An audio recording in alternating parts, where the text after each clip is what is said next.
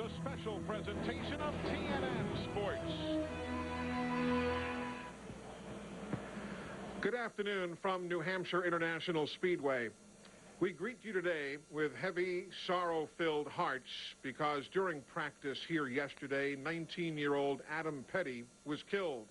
An accident in turn 3, taking the life of the 4th generation of racing Pettys. Adam Petty first grabbed headlines in this sport when he won his ARCA and Super Speedway debut at the Lowe's Motor Speedway in Charlotte back in October of 1998. Of late, this has been the best of times and the worst of times for the Petty family. The excitement of the family's involvement in the return of Dodge to NASCAR racing.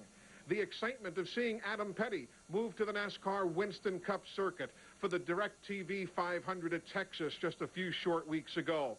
Then all of that tempered by the passing of the family's patriarch, Lee Petty. And now, just unbelievably, Adam Petty, at 19 years of age, having just begun to experience life, tragically taken from all of us. Needless to say, we offer our condolences to Kyle Petty, to his wife Patty, to Adam's brother Austin, his sister Montgomery Lee, to Richard and Linda Petty, the entire Petty family. A heartfelt condolence, although I'm afraid that at a time like this, our words just come up way too short of filling the void that certainly they have to be experiencing. Adam Petty, dead at the age of 19. We now go trackside here at the New Hampshire International Speedway as the NASCAR family remembers Adam Petty. We thank you for this day that you have given to each of us. We pray thy blessing upon each driver and their family for safety. We pray for every race that will take place on this track.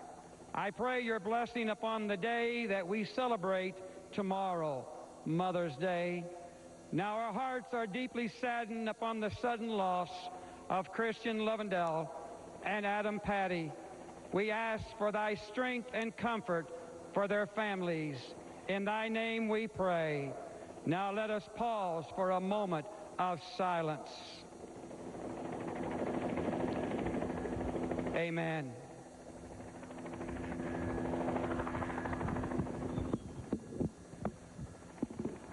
Oh, say, can you see by the dawn's early light what so proudly we hailed at the twilight's last gleaming, whose broad stripes and bright stars through the perilous fight for the ramparts we watched were gallantly streaming in the rocket's red glare, the balls bursting in it gave proof through the night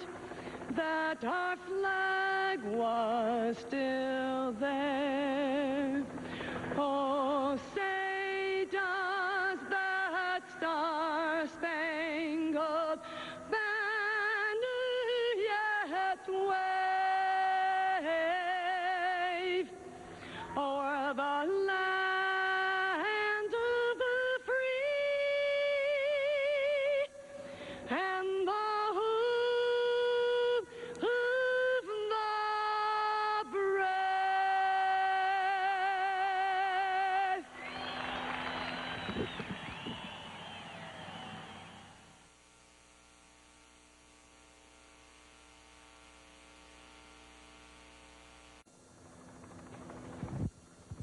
Gentlemen, start your engines.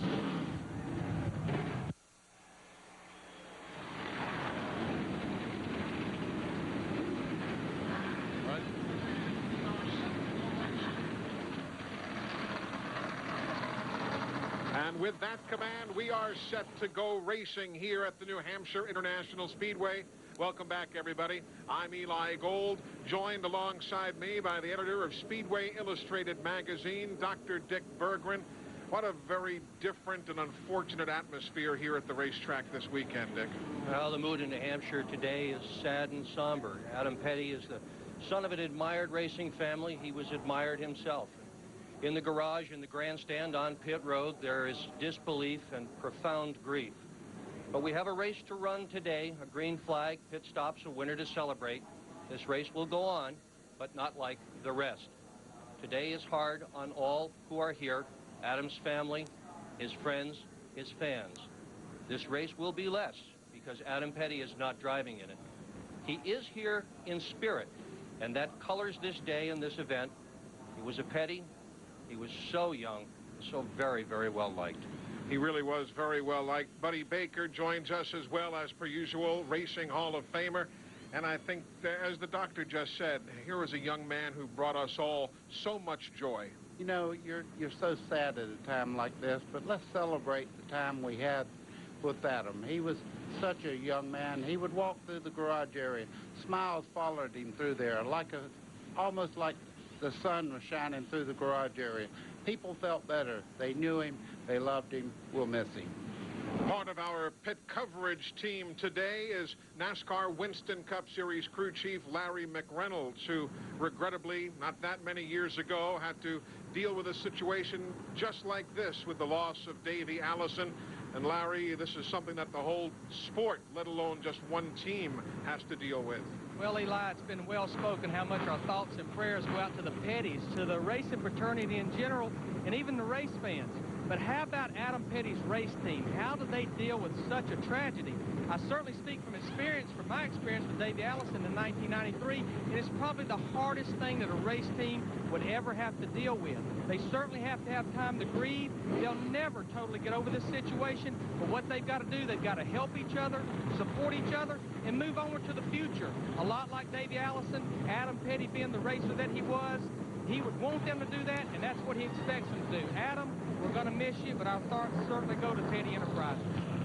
And wrapping up our members of the broadcast crew today, the proud member of another racing family like the Pettys, Glenn Jarrett. Well, thanks, Eli. I've written a statement here that I'm going to have to read. I don't think that I could get through it without reading it, so please bear with me. None of us can even begin to quantify the loss suffered by the Petty family yesterday here with the tragic death of Adam. He was a very bright, talented, and immensely popular young man. My own family has also grown up around the sport of NASCAR racing, and while we're always aware of the risks, we're never quite ready for the consequences, particularly consequences like these. NASCAR drivers, teams, and their families always have been and forever will be a very close-knit community. This morning throughout the garage area here, there is a very profound sense of loss. One of our own was taken away far too soon. The Petty family name is synonymous with auto racing, particularly NASCAR. We can never repay them for what they've done for the sport and for what they will always mean for our sport. From my family and from all of the families in racing to the Petty family, we are deeply sorry for your loss. We, too, have lost a family member. Our thoughts and our prayers are with you. Glenn, very well said. And as you see the field now taking the 2-to-go signal, our pole sitter in the Stanley Chevrolet, Tim Fedua, has dropped back a little bit, leaving the pole position vacant ceremonially here today. The missing pole sitter formation, as it's called, and the world of NASCAR racing, and thankfully it is something we've not had to see too very often over the years. Every time you do see it, though, it seemingly is one time too many. But the drivers sharing their private thoughts and honoring Adam Petty here on the parade and pace laps at the New Hampshire International Speedway. But as Dr. Dick said before, we do have a race to run, laps to be completed, a winning driver to be celebrated, and that winner will come out of that group of drivers. Take a look at who's in the field and see how your favorites have done. Tim Fedua, fourth Busch Series pole. There you see Casey Atwood. He was fifth a year ago. Ricky Craven won here from the pole back in 1991. Ron Hornaday is there. He's won here in the NASCAR Craftsman Truck Series. So, too, by the way, have others won here, not only in the trucks, but in other forms of racing. This is a veteran field in many regards, Dick. And Jay Sauter is one of those, won in the NASCAR Craftsman Truck Series at New Hampshire. It is a good field. It's a very strong field this afternoon. Looking for a different winner yet again. They've never had a guy win twice here in this event so far. 13 races, 13 different winners. Riding around the speedway, that is Jason Leffler. He'll be giving us a ride. So too Jeff Purvis.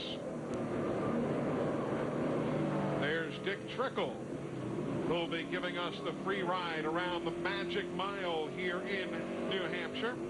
And P.J. Jones on board the yellow freight machine. That is the Emerald Performance Group team that also is suffering their own grief. That man, Christian Lovendahl, the team's crew chief, killed in an auto accident on Friday afternoon of a weekend ago. Christian Lovendahl was Mark Martin's nephew, but in addition to that, he was very much a part of everybody's family here in the world of NASCAR racing. And Christian Lovendahl also being remembered as he was in the invocation that you heard a short while ago. And again, on our telecast and in our prayers here today, George Church taking over as the new crew chief for that number 19 machine. Todd Bodine loves coming up here. It was interesting, he said, being from this area or from New York State, he said, I almost sometimes drive too hard here in New England trying to get to the front. Last year's winner, Elton Sawyer, and the Lysol colors starting from the 7th spot. Mike McLaughlin has a big weekend tomorrow. He and his wife Katie going to their hometown of Waterloo, New York. Their son Max being baptized tomorrow. And Randy LaJoy starting in the 4th spot as you get a good look at the basically flat New Hampshire International Speedway. And along with that, you can see them going back and forth there, cleaning the tires, getting ready for the green flag. This race, 200 laps, that's 211 6/10 of a mile. This track measures 1.058 miles around, and we are glad you're with us. With heavy hearts, yes, but as Adam Petty would have wanted it, we're going racing here in New Hampshire. 3 wide down into turn 1. Into turn 1.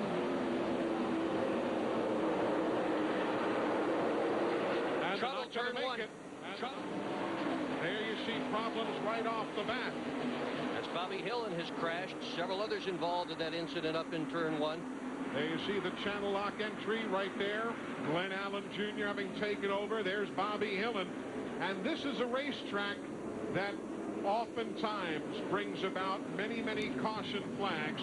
And as you mentioned, buddy, that 3 wide deal, and that was it. The track is not going to accommodate 3 wide regularly going into the corner. Yeah, and Bobby Hillen has a lot of damage, and the back of the Chad Chaffin car there torn completely out. They'll have to work on that car a lot to get it back in the race if they do it all. See what happens again. A lot of guys get kicked out right there. The 55, that white car, that's Michael Rich. Looked like Michael Rich might have got in the back of Hillen just a little bit, getting into turn 1 and turned him a little bit sideways. And when you get up there, there's nowhere to go. There's no groove up on the high side of this racetrack. Chad Chaffin hard in the wall there. Looked like Joe Bessie might have bounced off of him in the 6 car. That blue machine, the powder blue, Glenn Allen Jr., he spins to try and avoid. And as oftentimes it happens in a hurry here at New Hampshire International Speedway. Kevin Harvick is the race leader, but the story is on pit road early in New Hampshire. Welcome back, everybody. Still under caution here at the New Hampshire International Speedway. 7 cars involved in a turn 1 tangle on the very first lap. Of course, Kevin Harvick found an opening and managed to sneak on through. Let's ride and see exactly what happens here. Jason Leffler giving us a look. Mike Dillon in 21 there just did avoid Joe Bessie as he started down across the racetrack. A lot of guys staying low. Boy, you saw Hillen's car kind of climbing the wall there a little bit. Larry Mack, how significant is the damage on pit road? Well, it's pretty interesting here on Bobby Hillen's car. Started 16th. A lot of cosmetic damage, which you can live with at Loudon. But the big problem is the upper A-arm plate that the A-arm bolts to on the chassis is bent way in. Got a lot of negative camber kicked in the right front wheel, which means the top is leaned in. It has shims in there for adjustment, so what they're doing is this pretty smart move. They're taking some of the shims out to compensate for the bracket being bent. So he's going to try to get back out there. Not a very good start for Bobby Hillen. Glenn, how about on your end? Well, Larry, I'll move down to number 55, Michael Rich's pits, and I checked with his crew chief, Skip Eiler. We first contemplated or suspected maybe that there was contact maybe from Michael Rich and somebody else, but that wasn't the case. There was no damage to his car. Michael did spin all the way around 360. He came in last lap, and they took on 4 tires, but they found no problems with the car. What happened, and I saw this too, I was standing right at the end of pit road down there, there was some kind of fluid or something on the racetrack because a whole bunch of cars, when they went into turn 1, they just all at once started sliding up the racetrack. So evidently, one of the cars in front of them must have dropped a little bit of fluid out there because I saw 4, 5, 6 cars heading up that way. Michael Rich just got in it, spun around, came in, got 4 new tires. He's back out, no damage. Sponsored by the University of Florida Gators, and there's his pit board. No one's going to mistake that for the signal for anybody else to pit. We're going to break away. Coming back in a moment. Coming up next Saturday on TNN's Winner Take All Weekend, it's NASCAR's premier all-star event, the Winston. Don't miss Winston Cup Racing's most unique event, the Winston. It's live next Saturday night, 7:30 Eastern, 4:30 Pacific. A part of TNN's Winner Take All Weekend from the Lowe's Motor Speedway. A polite $500,000 or so on the line for the winner. Ooh, I was just thinking 10 laps for $500,000 in the last segment. They'd have had to put a muzzle on me going for that much money. Let me tell you what, the Winston, if you don't see any other auto race on television for the rest of the year, catch that one. That is a spectacular show under the lights at Lowe's. And, of course, we will have that for you coming up next Saturday evening right here on TNN Sports. Let's take a look at the point standings coming in. Jeff Green, Todd Bodine, then Matt Kenseth, Randy LaJoy, and Ron Hornaday. There you see the spread among those drivers. Of course, you've got fellas in that group who have already won here. Seemingly everybody has won here, albeit only once. We just don't see repeat NASCAR Busch Series or Craftsman Truck Series winners here at New Hampshire. It's a tough place. It really is. It's a tough place to get the car just right for, as Todd Bodine, who currently is second in points, has found out. He unloaded the fastest of anybody and just didn't get any faster. So this morning, they threw a whole new setup under the car. They looked at all their notes and they decided they were best at Homestead of all the flat tracks. That's where they've had the most success. They've had 0 laps at New Hampshire with the setup under the 66. Eli, you could see the truck putting the oil dry down. There was definitely fluid in the corner, as Glenn said. We're going to go to break. As we do, congratulations to Kevin and Jill Triplett. NASCAR's Director of Operations and his wife became parents yesterday. Congratulations. We are 1 lap away from going back to green here at New Hampshire International Speedway. Quickly back downstairs, Glenn Jarrett. Yeah, guys, I moved back down towards turn 1 here, and I'm looking at a pretty good amount of speedy dry in the second groove there, getting into the corner where all that fluid was. I heard Buddy mention that right as we went to break, and none of the guys right now are running through that. I hope they don't have to, because there's one thing you do not want here at New Hampshire with these flat turns: any speedy dry, anything whatsoever lying in the groove you're trying to choose. So it's going to take them a while before they can get that outside groove to come back in. And of course, the key here at New Hampshire is being the first guy to get back on the gas exiting the turn, because that's so true at many, many racetracks. But if you can get slowed down without using a lot of brake and then still get on the gas quickly, you're going to be awfully tough to beat. Let's ride with Randy LaJoy now as we get set to go back to green here at New Hampshire.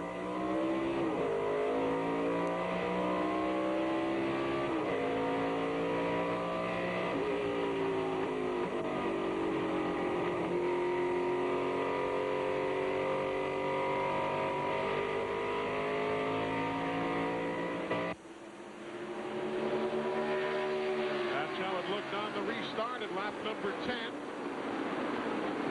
And again, virtually no banking in the corner. That's turn 3 you're looking at as Buckshot Jones moves to the outside. The preferred line is on the bottom. Tim Fedewa takes over second. So Kevin Harvick, Tim Fedewa Buckshot Jones, Randy LaJoy, Mike McLaughlin next in line. Here goes LaJoy with a quick jump to the inside. On the bottom, Buckshot slipped up just a little bit. LaJoy, wham, right there. And what happens when you get caught on the outside? Look at him railroad him on the inside there. Mike McLaughlin trying to take that spot away on the inside in the 48 car. Nowhere for Buckshot to come down. McLaughlin in that 48 is incredibly good here in New Hampshire. He has won 6 times here at New Hampshire Speedway, and could he use a win right now? In 11 starts, he's got 10 finishes outside the top 10 this year. Been a tough year for him.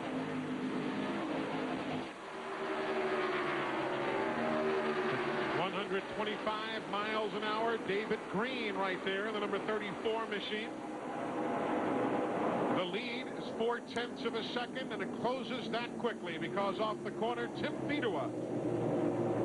Well, Tim is very, very good on a flat track like this. You can see him looking for that inside groove right now. Harvick gets touched a little bit.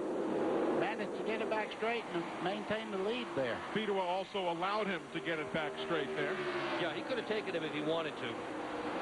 Fedewa with a new crew chief. Billy Nasowitz has moved over. Nasowitz with Richie Evans and virtually all of his his modified wins.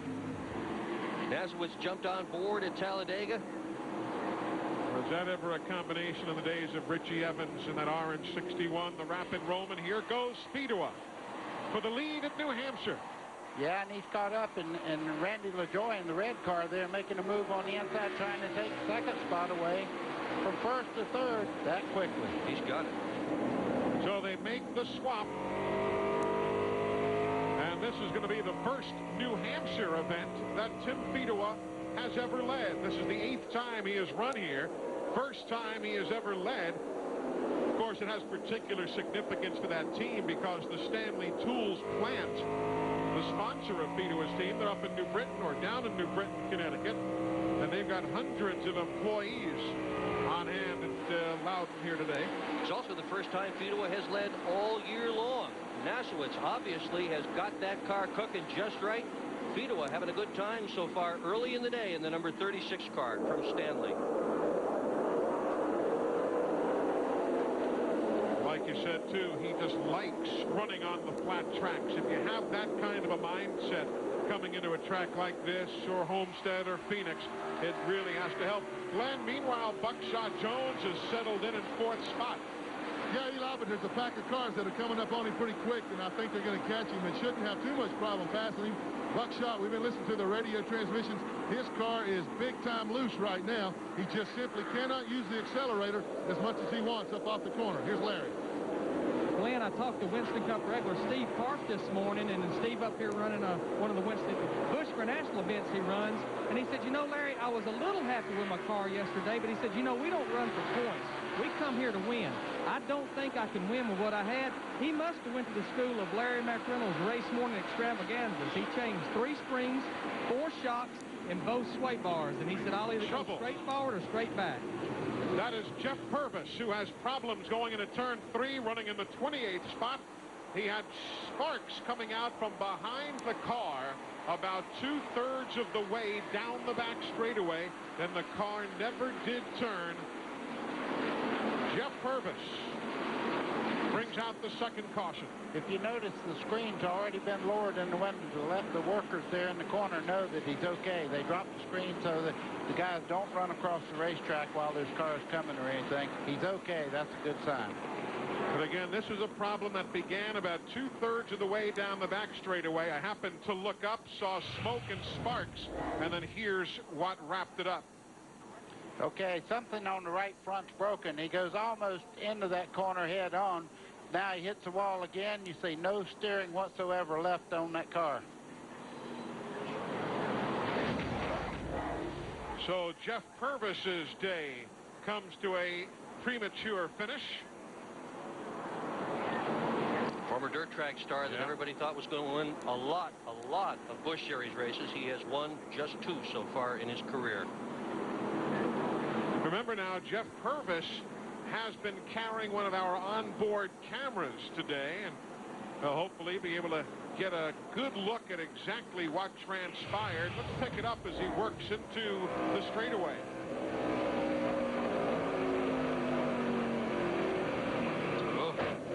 feeling. Wow. And you could, in the shots just before this, you could see the sparks flying out from under the right front corner way before he got to the corner there. He was pretty much a passenger after the right front went down. So caution on the speedway for the second time, lap number 19 of 200. We're live on TNN at New Hampshire International Speedway. Coming up next weekend here on TNN, we will take you to Oil World of Outlaws sprint car racing. America's best sprint cars battling in Terre Haute, Indiana, Winged Thunder. 9 p.m. Eastern and Pacific, right here on TNN. And by the way, folks, premiering Sunday, May 21st on TNN, it's Crank and Chrome, a brand new series with two guys you know very well, Dave Bowman and Sam Mamolo. They hosted the shows on TNN for years, Shade Tree Mechanic. These two guys are now operating a specialty garage and are working on advanced performance and dress-up projects for all kinds of interesting and unusual vehicles. You might want to check it out. The premiere of Crank and Chrome coming up Sunday, a week from tomorrow, May the 21st at 5:30 Eastern and Pacific, right here on TNN. There's Buckshot Jones running in the 4th spot with that Chevrolet again. And there's Elton Sawyer, who's now in 8th, but our winner here a season ago. Well, you want to see what a car looks like going around here on his way to victory? Long straightaways here. Now watch when he gets on the brakes. You'll see the rotor right there start to light up, turn red. Out of the throttle quite a ways through the corners, then picking it up very easy. Now he's wide open down the long straightaways here. He'll really get on the brakes pretty hard getting into this corner. You can see the chassis moving. This is the lower control arm. That's your shock right there. A lot of movement in there as you start into these flat corners. Compare Larry McReynolds, if you would, preparing from a crew chief standpoint for a flat track versus a steeply banked track. Which one gives you guys the harder handle to get, the flat place or the bank place? Well, there's no question, Eli. A track like Loudon, New Hampshire that's flat, where, you know, you carry a lot of speed getting in the corner and you don't have a banking to run against. And the real problem at Loudon is getting the car to go through the middle. And if you ever get up off the bottom here at Loudon, they'll almost freight train you like they will on the backstretch at Talladega when you lose the drafts. So the whole problem, you carry so much speed, no banking to run against, is getting it to go through the middle of the corner. That's where you beat people at Loudon, is getting through the middle of the corner and getting off the corner. Larry McReynolds, crew chief in NASCAR Winston Cup Racing, with a bit of a lesson on getting around this racetrack. That guy doesn't need any lessons. That's Tim Fedewa. And he is right now number 1, showing the way. Took the lead at lap number 16. We're now at lap 24. Glenn, he's had himself a good day. And again, he likes this place, so that's got to help. Well, it does. He has always liked flat racetracks. Got his first couple of wins in this series up at Nazareth.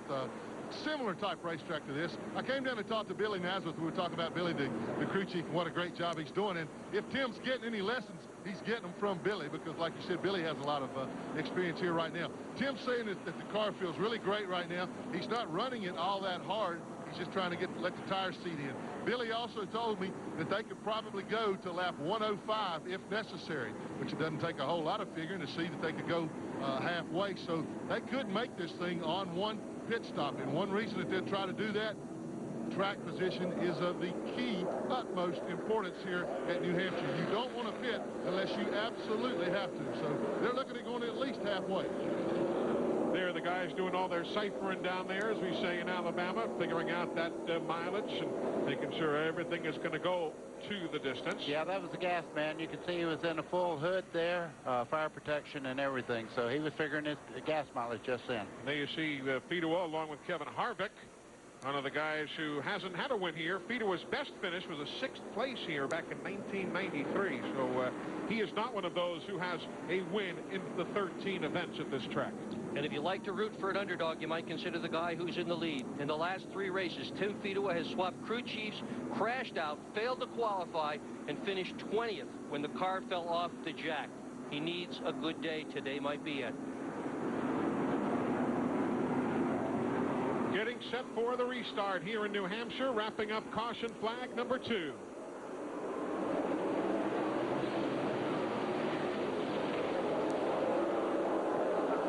Sawyer there on the inside trying to take that spot. Couldn't get the jump on David Green, though. No, he couldn't quite make it, but he's there, and he let him know he's there. And he's probably going to keep the pressure on him and try to get by him going down in the next corner. See NASCAR timing and scoring in the upper left-hand corner of your screen, all those Chevrolets. You can see how your favorite driver is doing. Folks at Napa, where NASCAR fans get their hearts. Bring you the scoring rundown. Eli, you can see Alton Sawyer got by that group. David Green caught on the outside as they made the pass in the turn just before now. Jeff Green in the 10 there has a very, very fast car. Did not have a great qualifying run, but he's pretty pleased with the car. He's making headway toward the front also. Just behind in that light blue car, Jason Schultz. Oh, boy, big crash. Around goes Derek Gilchrist in the number 15, the 82, Glenn Allen Jr., as they tangle, running in 29th and 30th spot, respectively, and caution is again on the speedway. Now we're picking up kind of where we left off here last year. Remember all the cautions we had in the final 20 laps a season ago of this event? And now here we are at lap number 28 already with 3 cautions. Let's see if we can determine exactly who did what to whom. Oh, 3 wide. That just hardly ever works on a flat track. 3 wide going in there. The lucky guy there was Anthony Lazzaro in the 97, the 44, Justin Labonte, all those guys going by. Bobby Hillen says, I've had enough wreck today. He goes down on the flat and goes by. Bobby's already down some 8 laps by virtue of that first caution flag of the day. So under the yellow for the 3rd time, lap number 28. Tim Fedua continues to show the way here in New Hampshire. And in tomorrow's lesson, we'll teach you how to put your pants on correctly. So that guy looks like he's wrestling with his ski jacket over there. Field is about a lap and a half away from going back to green here at New Hampshire International Speedway. Tim Fedua shows the way. A lot of guys making pit stops. That's Steve Park back in. Meanwhile, in the garage area, Larry McReynolds is caught up with Jeff Purvis. Eli, I'm here with Jeff Purvis, just come out of the infield care center. Just can't seem to get a break, but first and foremost, are you okay? Yeah, I'm fine. It's pretty hard hit, but I'm fine. You know, I just hate it for everybody at Porter Cable. It's a lot better race team than what we're showing right now. And you know, the last few weeks have been in the infield care center, and that's not much fun. What exactly do you think happened there? It looks like it just almost went straight into the wall. It must have blown a right front. I felt the steering wheel go limp about right as I started to turn in the corner, and I knew I had a problem, just didn't know exactly what it was. It either did that or broke a spindle or something, but I'm going to believe it blew a right front. Don't know why. Well, guys, that's the story on Jeff Purvis, and they're just going to try to get it loaded up and way to go to Lowe's Motor Speedway in 2 weeks. All right, guys, thank you. As Tim Fedua gets set to lead the field back to the green. This is, again, what they were talking about before. You're riding with Jason Leffler down in the corner. Sometimes you just go right through the middle and get lucky. There you see a good look at Hank Parker Jr., the Marines.com machine. He's picked up 11 spots already. Started 33rd, now running in 22nd. Who else has moved up? Ted Christopher started 30th. He's now in 21st. What is this, one of about 9 races he's running this weekend, Dick? It seems that way. Last night he was at Stafford Speedway, finished 2nd in a modified. He was on the phone when I saw him this morning trying to arrange a plane. He wants to go to London tonight to race. Well, it's all about for a guy like Ted Christopher. He's a good one, too. 33 laps of 200 in the books. Ron Hornaday in the 3 there gets caught on the high side, and you can see the car just going by him. Hornaday's been running an aggressive race all day. He's been trying whatever he can to pass cars, high side look. Oh, dear. Oh, don't do that. Don't do that. They got it sorted out. Hank Parker Jr. in the 53 dives in there. You know, he was up here with his father doing a fishing show for TNN this week. He said his father caught 35 of the 45 that were caught. He said mine were bigger, though. And you should have seen the ones that got away. Aren't you supposed to say that after every fish story? Absolutely. We're at lap 34. If you're just joining us, 20 of the first 33 laps today. Close. We're running to caution. That's a little more than close. He's giving him a little nudge there to let him know I'm in a hurry here. Hank Parker Jr., great drive this year. Had some good finishes. Had been qualifying quite well also in the 53 car. Mike Borkowski. Yeah. He's in that number 20 there, the AT&T colors. And Hornaday was very smart to back off and just let him go. He's still learning, Borkowski is, coming in from the American Speed Association. Oh! Hornaday said they got to back off some more. Yeah. Hank Parker went by, and here comes the number 7 of Ted Christopher. Ted Christopher, we were just talking about him. Very good on this racetrack. Runs modified, Busch North, you name it. He's been here quite a few times, doing the best job he can with that car right now. That's a Michael Waltrip-owned race car. This is a one-off event. He's got this drive just for today. But if things work out, Jay and Lou Lastori may well pick up the sponsorship, and that could become a full-year ride for him next year. If so, let me tell you what. This kid, Christopher, in the 7th, is the best driver in America, not running in the big league. I have to agree with you on that. Just behind them is a big story. Andy Santerre in the 25 car. He also knows this racetrack very well as he starts to make a move on Hornaday. Andy Santerre has 20 starts here. 3 poles, a handful of top 5s. Of course, had that fine win in the Busch North Series race here last summer. That was a big win for Andy Santerre, coming back from a broken leg at Daytona. Got into the Busch North car here and won it. A lot of people wondered if he still had the courage to go fast. He does. We were figuring it out yesterday. He says he has competed, and the book verifies, he has competed in 2,498 laps of actual competition at this track in all the different divisions. Then you add in the practice and the testing. I mean, you're well over 3,000 laps here, which has got to be one of the top numbers for anybody in this race today. There's Steve Park. Remember, he made a series of stops. He's now running the 31 car in 31st spot. Larry Mack, what about all those extra pit stops, lap 29, 30, 31, and so on? Well, Eli, I talked to his crew and asked him, you know, why did you pit that early in the race? We talked earlier, Glenn elaborated to it, track position, and that's the reason they pitted. The car was a little bit tight. They wanted to make some adjustments, but their hope is strategy, and a lot of times that's what works here at Loudon. If they pitted on lap 32 and they run 15 or 20 laps and the caution comes out, that means most of the field's probably going to pit. He's going to be up leading the racer right near the front. Now, the downside, if they run 40 or 50 laps, he's going to have to pit with everybody else. So just a little bit different strategy on their part. But like I said earlier, they're here to win the race. That's all they're here for. Steve Park, only guy to have run here in every type of vehicle that this track has ever hosted. Winston Cup, Busch Series, Busch North, Modified, the Craftsman Truck Series. He has run in all of them here at New Hampshire International Speedway. Just joining us, that's Tim Fedewa in the 36. He's the race leader. Randy LaJoy right behind, both on the racetrack and on the stopwatch. And Buckshot Jones, Kevin Harvick, who is running in 3rd. That is he in the number 2 machine. And Todd Bodine, 5th quickest on the speed clocks, though running back in 12th on the leaderboard. There's veteran Dick Trickle in that bright orange Schneider trucking entry, the number 5 car. P.J. Jones in the 19 car just in front of him there. We were talking about the suspension and what it has to deal with on a flat racetrack like New Hampshire. There's the view from beneath Dick Trickle's car. Eli, you can see the spring right there, and also the shock movement. As they go in the corner, you can see the hard on the brakes for quite a good ways there.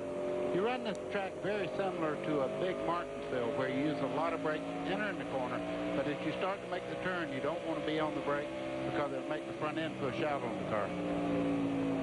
It's a good way to drive in the highway as well. Brake before you're in the turn, not while you're through the turn, if you can. The car will be a lot smoother if you can drive it that way. It's interesting. You go through the garage and talk about how much brake people use. Trickle obviously is using a good bit. You can see that rotor glowing cherry red. And you talk to LaJoy, and he says, I use as little brake as I can. And yesterday he predicted that the guy who would win the race would be the guy who used the least amount of brake. He said if you don't really get on the brake with both feet, it helps get the car to the apex of the corner, the center of the corner. You might be able to turn it a little bit better. We'll see how all that works out. You do need brake. I don't care who you are. You need a good bit of it here.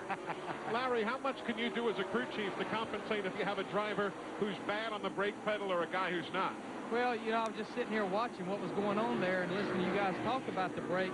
And, you know, I've certainly worked with some drivers that will definitely use too much brake. And the thing about Loudon, New Hampshire is I think as a crew chief, we sometimes take brakes for granted. You know, Martinsville's supposed to be the big place that people talk about brakes, but you have a really low gear to slow you down when the driver backs off the throttle. Here at Loudon, you pull a really high gear and you carry so much speed.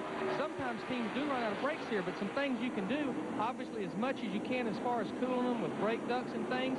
But sometimes you can put stiffer springs on the brake pedal, and that way the drivers say, hey, my foot's getting tired. I'm not going to use as much brake as I should. You don't think we did it? You know, this is the first race on a track like this that they've been allowed to have 3 brake hoses on each corner of the front end of the car. Usually on the road course they're allowed to do that, but they said we need brakes, so we're going to allow you to put that extra hose on there to keep brakes on the car. And how were you on the brake pedal in your Hall of Fame driving days? Well, I was one of those guys, they put a lot of spring on the fact that your nickname was Ray Bestis didn't mean anything, huh? Not a bit. 47 laps in here at New Hampshire International Speedway. By 0.3 of a second, that's your leader, Tim Fedua. Back in a moment. And we're back at New Hampshire International Speedway. Tim Fedua has moved out to a little bit of a lead there over Randy LaJoy. It's still Fedua, LaJoy, Kevin Harvick, and Buckshot Jones. I told you a little earlier that Buckshot had a loose problem. He has changed his line around the racetrack and started just rolling into the corners a little better. And, man, has he really picked up the speed, guys. He has caught the lead pack now and putting a lot of pressure on Kevin Harvick running third. So they've been coaching Buckshot a lot, telling him if he gets out of his rhythm, if he starts getting into corners a little too hard again, they start trying to calm him down a little bit, tell him to get back in that rhythm. And I tell you, it's really working right now. Also, the fuel load is probably burning off of that car just a little bit. So that would help to tighten it up just a little. So Buckshot Jones could be a factor in this thing before the day's over. Third straight race in a Chevrolet for Buckshot Jones' team as they made the switch a few weeks ago. It's the same car he drove last Friday night in Richmond, and he was up to second place, and he had those transmission problems and so on, and dropped way back to 26th, but that's a good car. They told me yesterday in the garage that transmission problem was his own fault. He just plain missed a shift. Imagine that, a driver that admits something goes wrong, and he did it. That's a good car. It's a good race driver. No one has ever won here at New Hampshire from further back.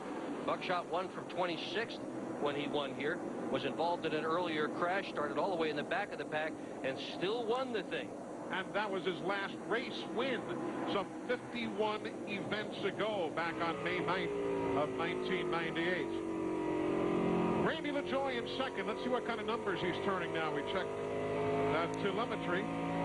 Down the straightaway, 69, 7,000. 75, 78. Yep, 7,900. Around at 8,000 down the straightaway. Check his miles per hour now. We know what he's turning down the straightaways because they're basically the same type of straightaway. Whatever he turned down the front, he should turn down the back. A little over 150 miles an hour down the front straightaway. Both straights are 1,500 feet long. Straightaways are 3 degrees of banking, and the corners are 12 degrees, but that is basically flat where we come from. Larry Mack, LaJoy's pacing himself, hanging with Fedua. Well, I've talked to Johnny Allen with Randy LaJoy, and, you know, he's beginning to lose about 1/10 a lap right now. And Johnny told me about 10 or 15 laps ago, Randy was complaining about the car pushing. The front end's not going to turn from the center off the corner. So what they're going to do here when they do pit, whether it be under caution, under green, they're going to raise the track bar on the right rear. That will raise the row center and will definitely help the car turn just a little bit better off the corner. Glenn Jarrett, how about Jeff Green? Everybody told me he was going to be the man to beat today. And he may well be, Larry. He has moved from 12th position where he started up to 6th right now. On that last lap, he was the fastest car on the racetrack, about 0.15 of a second faster than leader Tim Fedewa. So Green has got it dialed in now. They too have been coaching him, telling him just to save his car and take his time getting to the front. He's coming right now. I tell you what, it won't be long before they can look in the mirror and see that blue number 10. It's blue this week for Ness team as opposed to the normal yellow color for Nesquik. But whatever color he is hauling the mail right now. And color him as the point leader, still 73 points up on Todd Bodine. Yep, we're in New Hampshire, where as per usual, there's a whole lot of bumping going on. Hey, folks, if you're looking for action on Friday night, you have come to the right place. It is a full hour of non-stop pandemonium. Check out what happens next on ECW Wrestling. Friday night at 8 Eastern and Pacific. It is a part of TNN's Thrill Zone Friday.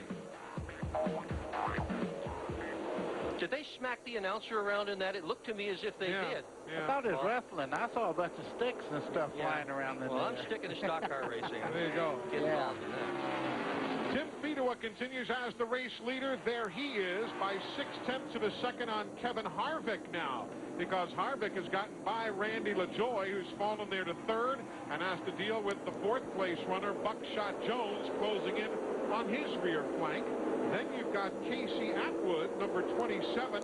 He's there as well, and so too is Jeff Green. So things beginning to tighten up right now near the front.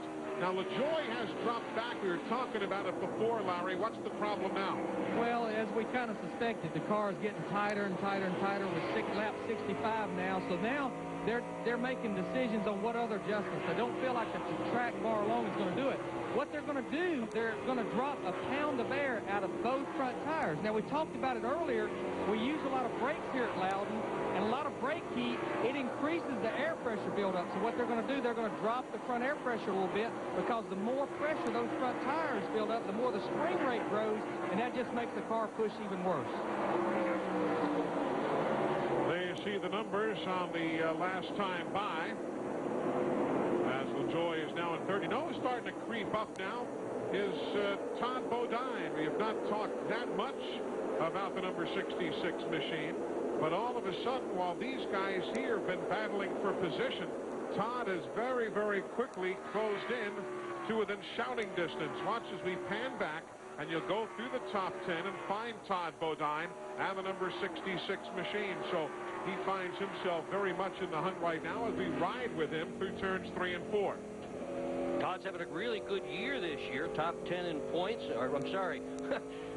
10th, finishing the top 10. We'll get it out eventually, really will. Virtually every start finishing in the top 10 this year. That's put him second in points, but been a long time since he's won. 58 races since Todd Bodine has won. We talked about that yesterday, and he said, I don't understand how I can finish so well week after week and still not win one of these things. Well, you know, I was talking to him about the same thing. They're consistent, but his best finish all year long is third in Bristol, so that's just not Todd Bodine. He's wanting to win, and consistency is a great thing, but you still want to win races. He was psyched up because he's got that car that he calls Twister that has always run pretty well on these kind of racetracks. Had a fourth place finish at Memphis last year, did well at Indianapolis, where he finished second.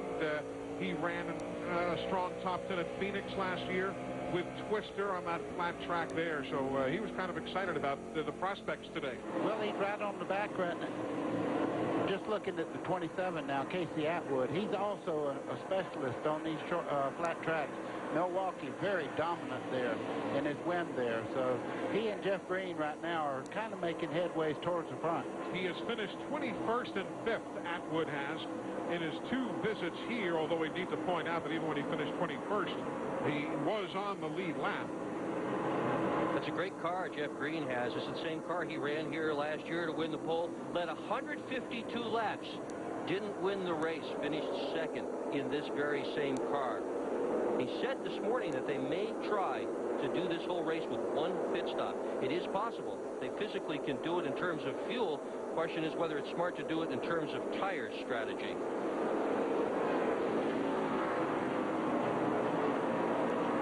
Those two fellas right there Atwood and Green, 2 and 4/10 seconds behind the race leader, Tim Fedewa. You're just joining us. Kevin Harvick led the first 15 laps. Tim Fedewa took over at lap number 16. He's not been touched since. The 98 there, right of your screen, that is Elton Sawyer, last year's winner, running in the 9th spot. And he has Todd Bodine sizing him up from the onboard camera right behind.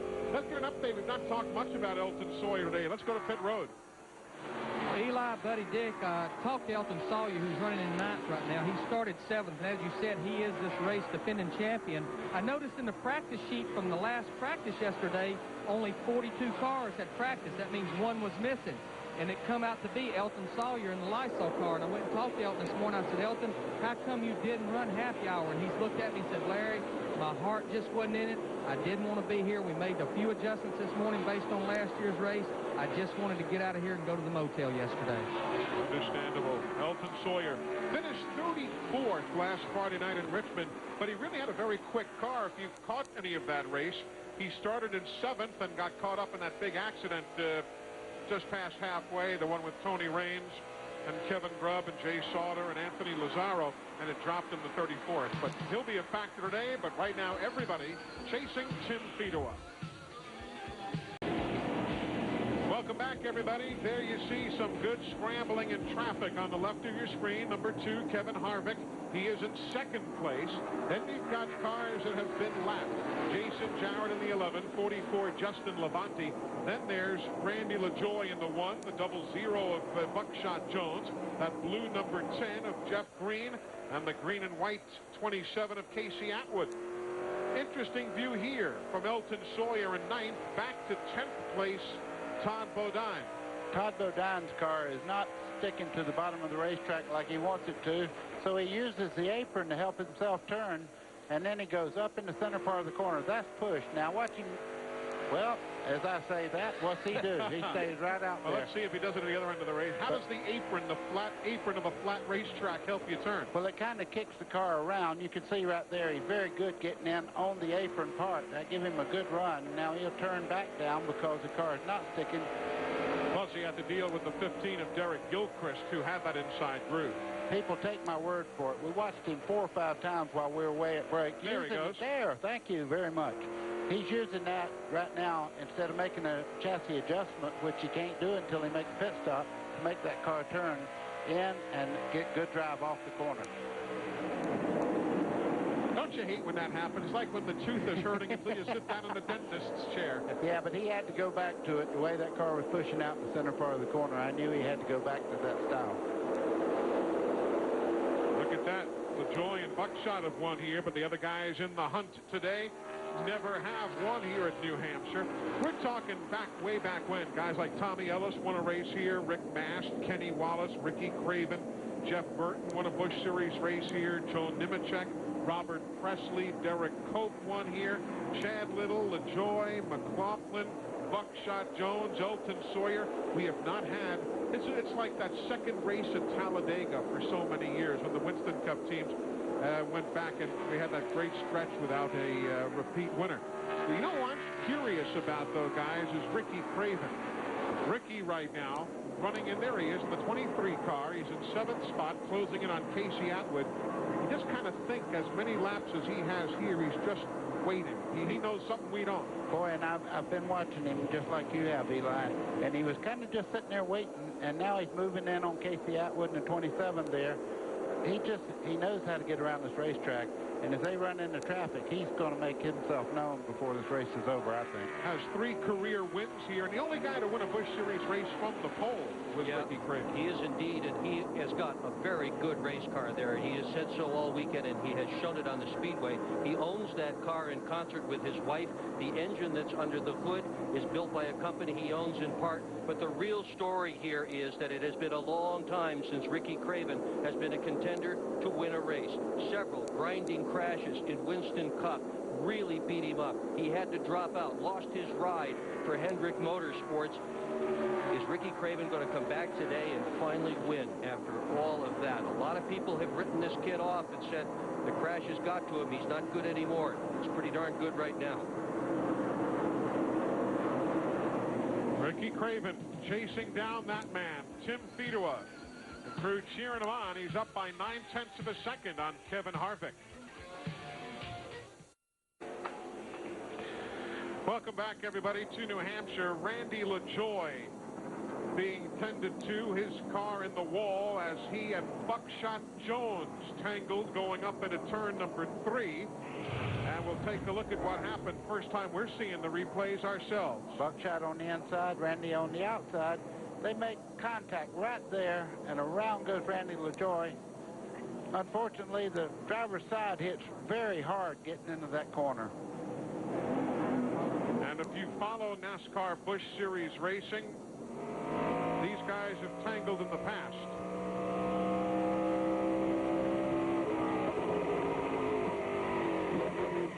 And they tangle again.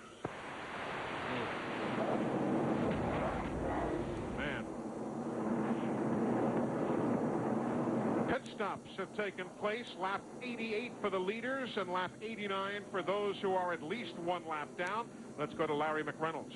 We lied. Casey Atwood, who was running 6th, those guys had one well of a stop. He come out 2nd. Casey been complaining the car was a little bit tighter pushing, just some slight air pressure adjustments, a little bit of air pressure out of the right front, left rear. And the thing about it, the stop those guys had, he might have had the lead after this caution when they went back on the racetrack, but he didn't have it in gear when they dropped the jack, so he comes out 2nd. Now, Jeff Green, who was running 5th, who, again, appeared that he had one of the fastest cars. Similar situation, a little bit tight, a little bit of air pressure out of the right front, both fronts actually in the left rear, and he comes out back on the racetrack in 6th. Glenn, how about your guys at the end of your pit road?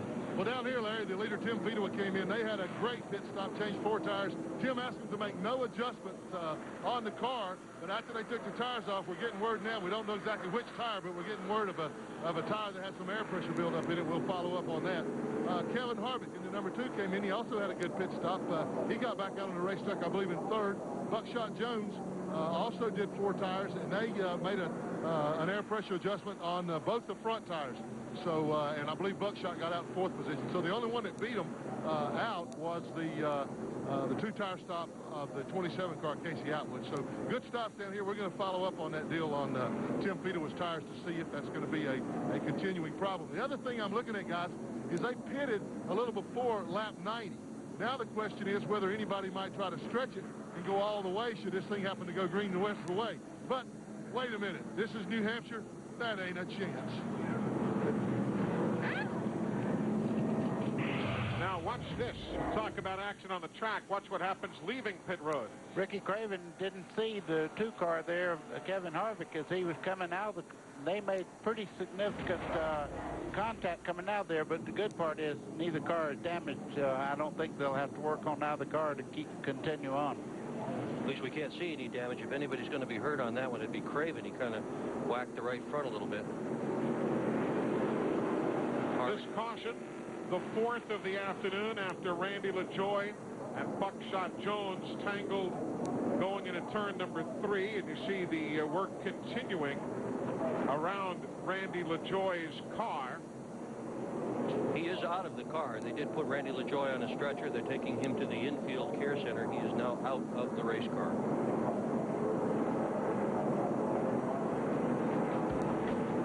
Working the 4th caution of the afternoon. We continue on TNN Sports after this. Folks, coming up next Sunday on TNN's Winner Take All Weekend, the ASA AC Delco Series going to the famed 5/8 mile track, Nashville Speedway, USA. And you know, over the years, you've seen races from there. That's a track that's always supplied everybody with tons of action. Want to check out the BF Goodrich 300 next Sunday at 3 Eastern and Pacific on TNN's Winner Take All Weekend. We are live here at New Hampshire International Speedway. Eli Gold, Buddy Baker, Dr. Dick Bergman, Larry McReynolds, Glenn Jarrett, the whole crew. Glad you are with us on this Mother's Day weekend of the year 2000. Tim Fedewa. Pit stops, had the lead, still has the lead, Glenn. Yeah, Eli, and I said I would follow up on that tire situation. The tire, the air pressure wasn't building up. What we heard them, or that's what we thought we heard them say. What they actually said was that the left front tire was graining up. We thought it was gaining. air pressure, but it was graining up a little bit. All the other tires look okay. They don't think that's a problem. You get that sometimes on a very flat track here because the left front tire doesn't adhere to the racetrack quite as much as the other tires do, so that's not something that they're concerned about. Just as a side note, we were talking about the 00 and the 10 altercation down there, or the 1, excuse me, of Randy LaJoie. Jeff Green was right behind him, and he just came across the radio and said to his guys that he thought it was probably as much one's fault as the other, that getting into the turn, that Buckshot had a fender up under Randy, and that they came together there. So he didn't say that it was one's fault or the other. He said it could be blamed either way. Just it's unusual, though. I guess it's one of those weird things in racing, how guys who have had problems in the past, kind of like magnets, seem to... did that happen to you, buddy, when you might have had a tussle with a guy, and then 2 weeks later, just by accident, it happened again, and then 2 weeks later, there it is again? Yeah, it's kind of like having to pit beside of them all week long after you've had that trouble, you know, and you're like a magnet, but these guys race very similar, and they're very aggressive, both of them, and when you race like that, naturally, that's the guy you're going to have problems with. And they really don't like each other either, and that contributes to it as well. Now, we did see Randy LaJoie during a commercial break go to the infield care center. He gave a couple of folks the thumbs up in the aftermath of this scary-looking accident, putting us under caution for the 4th time. Back for the restart here at New Hampshire. Just a couple, 3 laps away from the halfway point of the Busch 200. Here we go. Tim Fedewa, Casey Atwood, Buckshot Jones, Kevin Harvick, Ricky Craven now in 5th.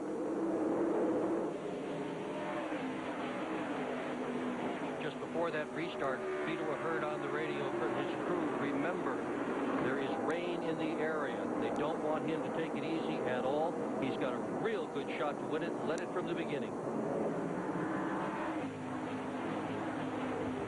This has just been a tough year for Fedewa. The best he's had in the races thus far was an 11th place finish at Darlington. There have been 4 events he's not finished. Didn't even qualify at California. That's why I say 10 races for him versus the 11 for everybody else. There's a good scramble here, that 2nd place battle. Atwood, Jones, and Harvick.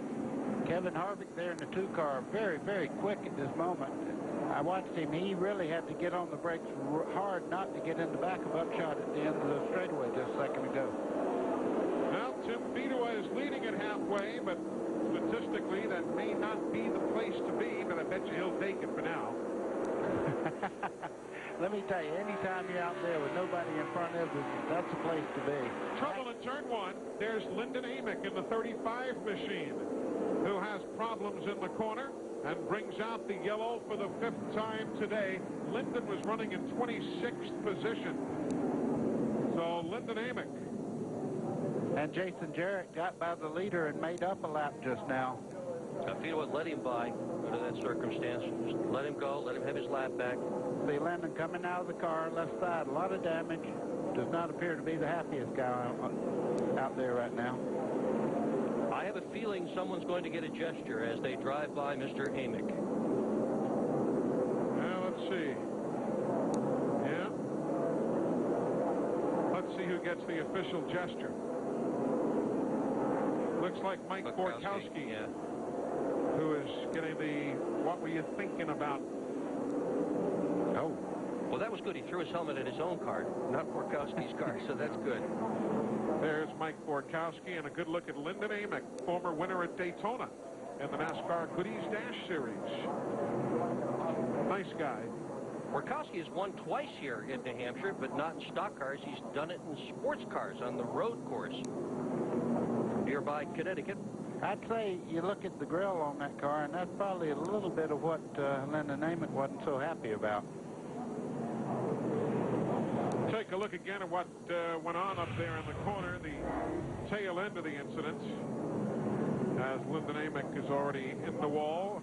From his reading, compliments of Mike Borkowski, though I dare say we will have another thought from Borkowski as our afternoon continues. But we are past halfway. Tim Fedewa, the race leader, Rain is in the area.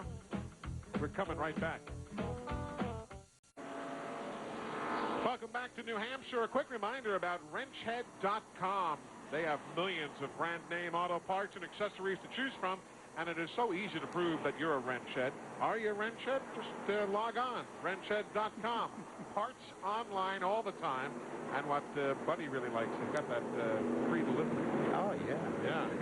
Field about to get the one-to-go signal. Let's go to the infield care center, Larry McReynolds. Well, Eli, I'm standing here where they brought Randy LaJoy just a few laps ago after the wreck over there with Buckshot Jones, and he was knocked unconscious just for a brief moment. He's fine. I talked to his dad. I talked to his PR girl. They said he's fine, but because he was unconscious for a brief period when they got to the car, they are going to transport him just for observation, just to make sure everything's okay, but he's got to get back out here. He owns one of the Busch North cars they're going to run later on this afternoon with Ted Christopher, so he'll be back out here just after they check him out a little more thorough. All right, Larry Mack, thanks a lot. We'll update you further on Randy LaJoy. Quickly to Glenn Jarrett as we're a lap from the restart. Okay, thanks, Eli. We've been listening to Casey Atwood's conversations with his crew. He's not at all happy with the car. It will not turn going in the corners. You remember, they only changed 2 tires there. They keep telling him just to work with it. Keep scuffing those right side tires in. The air pressure will build up. It'll equalize, and it should be okay. Hey, can we get a shot of that crane right outside turns 1 and 2 there? Yeah, okay. Nice crane. Yeah, well, they're building new grandstands out there. But that crane is there this weekend specifically to lift me and Buddy Baker out of here after we've had lunch at the infield cafeteria. I don't think it'll work. They are putting up some brand new seats. There's Hank Parker as he gets set to go back to green. He's in 15th spot, started 33rd. So he's really cut his way through the field. And as you see, his only other visit here, he was a 29th place finisher a year ago. But Hank's really maturing. And he really is. There were a couple of years there where, you know, things weren't going all that well. He's really coming to his own as a race car driver. 107 of 200 as we're back to work here at New Hampshire. Casey Atwood caught on the outside there. That's not going to help that situation. As you can see right there, 3 wide as they come off turn 2. And Buckshot got him for second spot. When you don't change left sides and everybody else takes on 4, that's like having one good half of a shoe. You know what I'm saying? It just don't work most of the time on these racetracks where you need that fresh rubber to really get around the racetrack. Jason Leffler in that number 18 car, going to run the Indianapolis 500 for Treadway Motorsports. A terrific ride, a car good enough to win the race, but he has put his Busch Series career ahead of that. He's going to miss 2 of the practice sessions at Indy just to be sure he runs every Busch race, and boy, is it getting dicey out there now. That's Ricky Craven in the 23. The 2 is Kevin Harvick. This is for 4th place. Yeah, they're exchanging a little bit of... Oh, hang on! More than a little bit. What a job Harvick did to not crash that car. That thing was gone, and he somehow saved it. Jeff Green and all these guys right now are taking advantage. Harvick is not back up to speed right now, losing position after position. Tons of guys going by. Tony Raines in the 33 just got by. Anthony Lazzaro going way wide there in the McDonald's number 97. He'll just have to wait till he gets on the back straightaway because there's so much debris on the top side of the racetrack, he dare not touch the throttle. Yeah, get the tires cleaned off. Look at him shaking the tires clean because he was way out of the groove, Lazzaro was. This is going to be good here. Jeff Green, he's in that blue number 10, 5th on the racetrack. The leader in points, you've got Craven just ahead. Mike McLaughlin closing in from the rear flank there. Watch this again. Live action's in the upper left, but watch the replay there of Harvick and Craven. Now that looked pretty bad right there on Ricky Craven's behalf, but I noticed the front end of that car, it broke loose. He had the wheel turned to the left, and it actually pushed the nose over into there, and he got into Harvick. He did not mean to do that. Ricky Craven driving as hard as he possibly can, desperately wants a win. Said this morning he thought today was his day. He's definitely got a car that's capable. Get down to 95 miles an hour in the corners. Up to 147 on the straightaways for Jeff Green. Jeff Green right on the bottom of the racetrack, so it's just in front of him, Rick Craven in the 23. And just behind him, a guy that's very, very content, the 48 car there, Mike McLaughlin.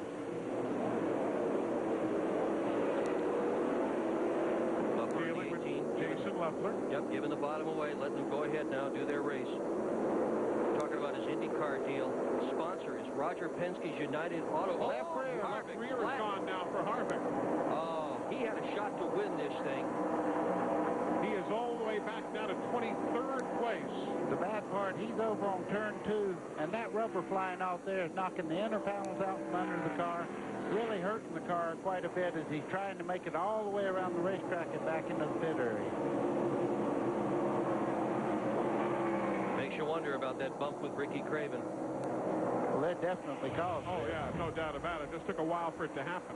You can see... And you see, it was basically the left rear of Harvick is where they made contact. Exactly. So I'm sure the air began to leak out at that point. Took a couple of laps for it to go flat on him. So Kevin Harvick going to drop at least 4, maybe 5 laps in this entire exchange. And then getting the jack under there with a flat tire. They'll have to lift up to get it. Now you see them coming off with the tires. Glenn's down there. That's the second. Just got here, and wow, like you said, what a tough break for Kevin. They only changed left side. In fact, they went ahead and changed both left side tires, and the crew guy was so mad he threw the tire up in here, and it bounced into me, then into my spotter, and I don't really blame them. They're upset. They had a car capable of winning the race. I'm going to try to get a look at that. Well, there's not anything to look at. That tire was left. It is chewed all up. But I have to agree with you. It either came from the bump from Craven, or maybe when he got up in the loose stuff, he may have run over something and cut it. But tough break for Kevin Harvick. Really is. So Kevin Harvick will come back up to speed. He'll be 4 laps down in 31st position now. Meanwhile, some other folks we have not talked about. Look at the Visine car now starting to make its way up. Jason Schuler, who ran at Nashville, if you were with us here on TNN back on the 8th of April, started 37th. Remember that day? He made it to the top 5 and got caught up in that big accident near the end of the race. And here he is again, starting in the middle of the pack, and he's running up in 8th place right now. I was talking to the Risers yesterday, and I said, is Jason that good? And he said if he wasn't, he wouldn't be in the car. So they have a lot of faith in what he can do on the racetrack. Another youngster, too, Bobby Hamilton Jr. started 23rd. He's now running in 11th. There's Todd Bodine. He's no oldster by any stretch. He's running in 9th. Starting to see a few new names now. 57, Jason Keller right there on the screen. Then the 26, that orange and red machine of Bobby Hamilton Jr. Talking about Jason Keller in the 57, he hit the wall pretty hard not long ago. Caved the right side in. I'm sure he was glad to get a chance to change tires just a second ago and maybe pull the tires away from, or fenders away from the tires, but he's up full song now, and the car looks pretty good. And you know that Schuler there in the Visine number 17. The other wild card in all of that, Nick, is Gary Cogswell, his crew chief, who has got a couple of wins here with Chad Little and Mike McLaughlin, so that doesn't hurt either. No, but Schuler has had virtually no practice at all here. In fact, before the races started this weekend, the only time he'd ever been around this racetrack was as a passenger in a rental car with Jeff Green driving. Hadn't even seen this place before this weekend. Boy, what a tough act he's got to follow. Matt Kenseth has run 10 races in that car, 2 wins, 7 top 5s.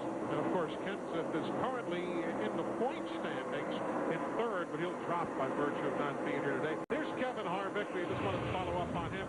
Look at that tire down there on the pit lane after the bump and go with Ricky Craven a while back.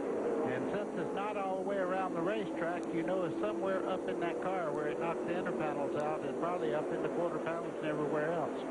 Harvick will win his, though. He's an incredible race car driver. His crew chief, Todd Barrier, said, oh, another crash. Mike Dillon finds the wall. Turn number 2. That looked like Hank Parker Jr. there in the 53. With him too. They were running in 14th and 15th at the time, and they get together and find the wall. Mike Dillon and Hank Parker Jr.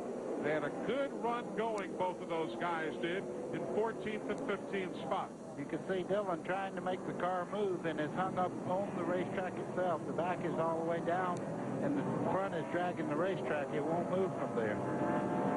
So at lap number 120, caution is out for the 6th time today. We do have the tail end of the wreck, I am told. There the two of them go up into the wall, and it will take Larry or Glenn talking with them to find out exactly who did what to whom. Dillon in that 21 has had a really tough year with crashes. A huge fire and crash in Texas earlier in the year, crashed out of the Talladega race, and now this. He's not had a good time as far as meeting the record drivers in year 2000. Larry, where are we now as far as cautions are concerned? Everybody pitted at lap number 88, and some of the fellows were saying they wanted to make this a one pit stop race. We're looking, figuring maybe a 3-lap caution or so here. We're looking at maybe 40 laps of yellow. What do you think? Oh, here they come. Some of the leaders are coming. What do you think? Well, some of them pitted, but most of the guys right up near the front, they did stay out. I think it's cars that's kind of back in the pack that are actually pitting. They pitted with 112 laps to go, and that was right at the edge of what a lot of them told me they could run on fuel here. But the key is, since on lap 88, we've run more cautions than we have green, and you can conserve a lot more fuel on the caution. You keep the butterflies of the carburetor closed, and you're not using as much fuel. So I'm going to say with 80 laps to go, 79 now, with these cautions, they no doubt can make it to the end. And again, Glenn said it, track position at Loudon, New Hampshire is everything. That's how Elton Sawyer won the race a year ago.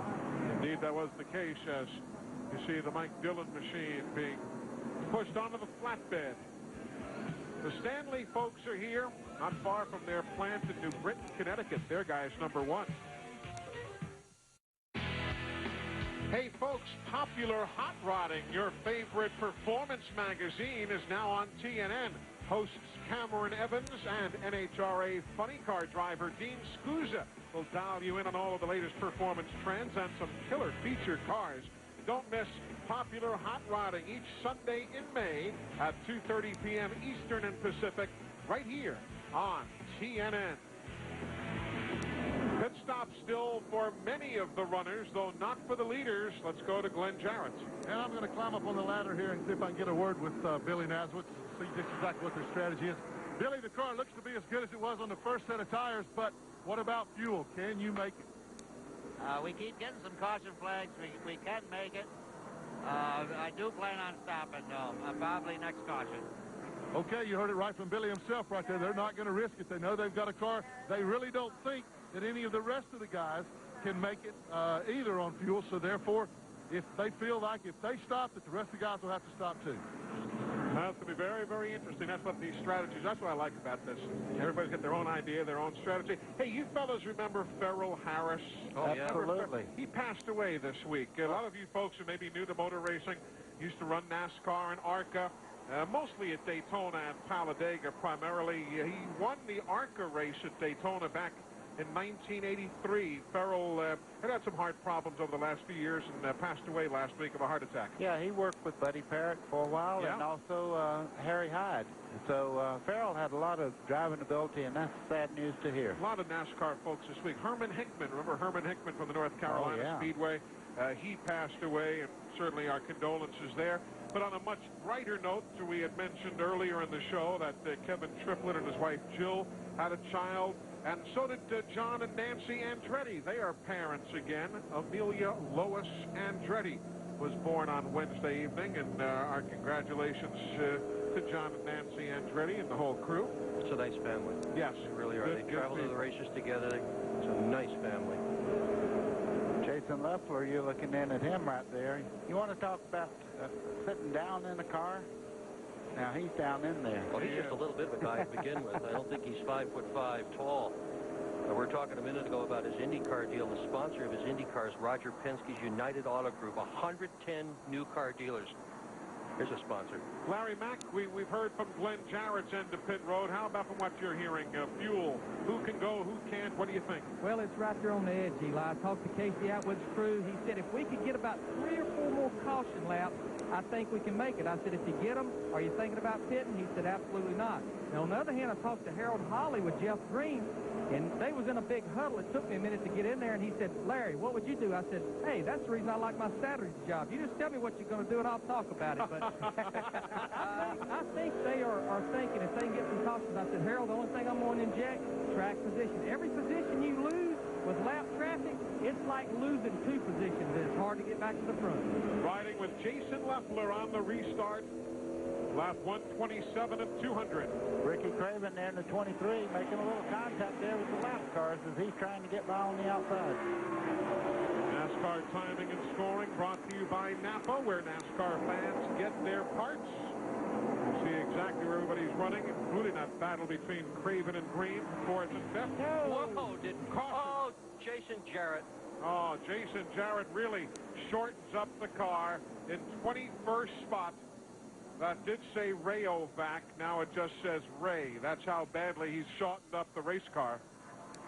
He is, as you see, moving around, so he's just fine. But caution 7, lap 127. Now remember, Gary Cogswell said he was going to pit at the next caution. And for Glenn down in the pits, when the net is down, and Jason looks to be moving around in the cockpit. But caution for the 7th time today. Take a look at it again, see what happens. Don't know if he had contact with Borkowski. He was to the outside of him. Man, that was a wicked hit. Thank goodness for the fuel cell that they have now. It's a rubber bladder tank instead of the old metal tank that we used to have. That would have been a serious fire just a few years back.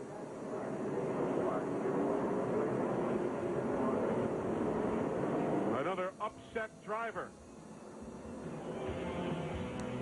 Closing in on pit stops again here in New Hampshire. The remains of the Rayovac Batteries Pontiac being taken back to the garage area.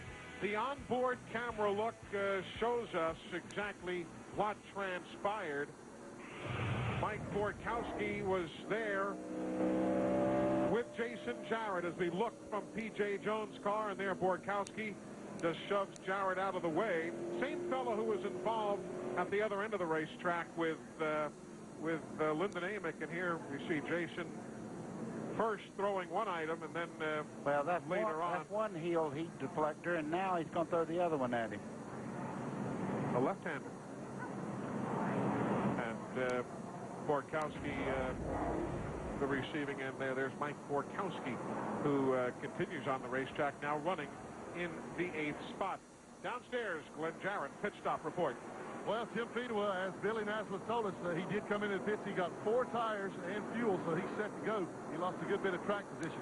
The 98 car of Elton Sawyer came in. He got fuel only. He beat the 36 out. Now, the 00, we thought that he would come in with the leader, Tim Fedewa. He did not. I asked Sandy Little here, the crew chief, what if he can make it on fuel.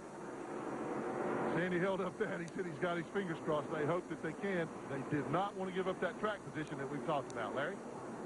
Jeff Green, he come in and took 2 tires, and I definitely think if you was going to pit and get fuel enough to make it to the end, definitely all you needed to do was 2 tires. Now, he has went back to 13th position. Now, the situation that's created here with about 25 cars on the lead lap, with about 68 laps to go, the guys that stayed out, Buckshot, Casey Atwood, Mike McLaughlin, they have committed to running this race on the tires and fuel they've got. They can't afford, with 25 cars on the lead lap, as I said, to pit later on in this race. It'll give up too much track position with too little race to go. We're lap 132 of 200. Getting real interesting. They're flying in from out of town to see the finish of this. We're back in a moment.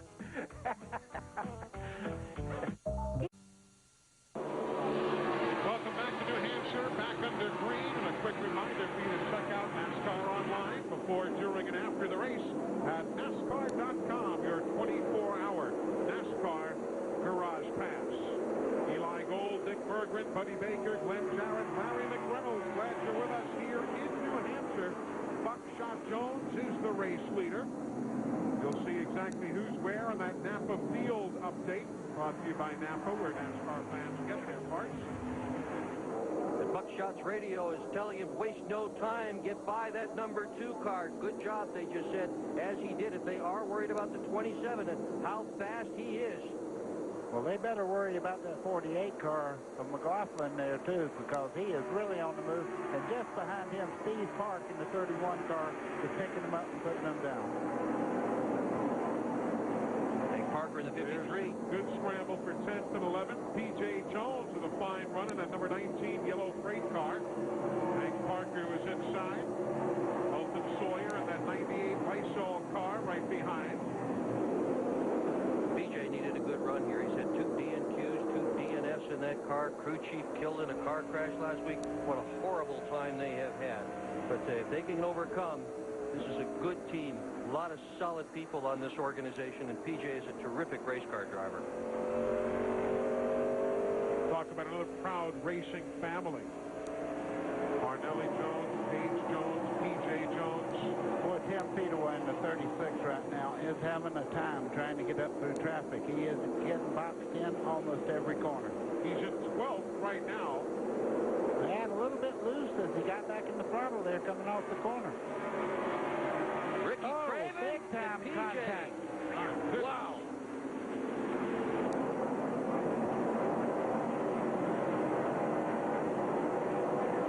That'll take your heart away. Oof. Just wait to see what's going to happen next. On the radio, they're telling Buckshot, who's now leading the race, to conserve, roll into the throttle, roll out of the throttle.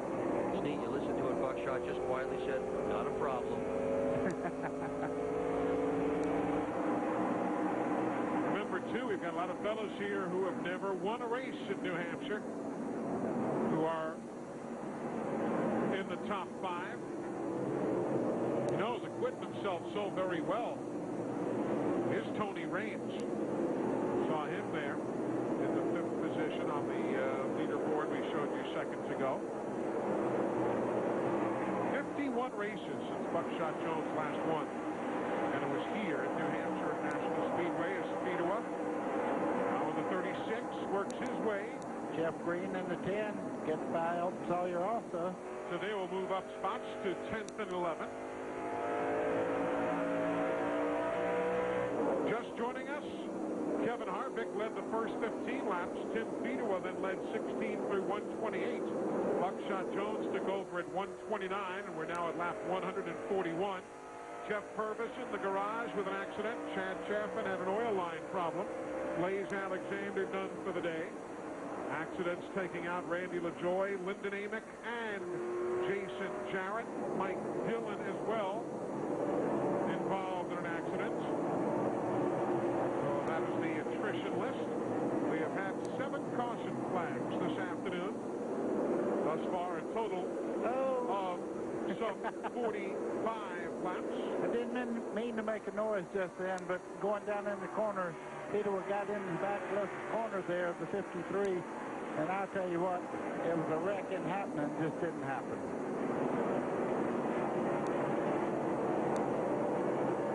So, not a surprise for Santerre and Steve Park. They know this racetrack, their home track. Larry Mack has problems up there. Everybody sees it. That was Borkowski again. And Justin Labonte also in the 44 made contact there. Justin's still not up to full song. Borkowski now on the outside, 3 wide in the corner. Whoa. He'll remember this day. I was about to toss it to you, Larry Mack, and talk about Steve Park. We're going to watch these 3 wide battles, but Park may be one of the quickest cars on the track now. Well, I talked to his crew chief, and boy, the joys and leisure of running a limited schedule. I went up to him, I said, okay, can you make it to the end? He kind of put his hand in his pocket, smiled, said, I don't know, maybe, but I can tell you one thing, we ain't going to pit.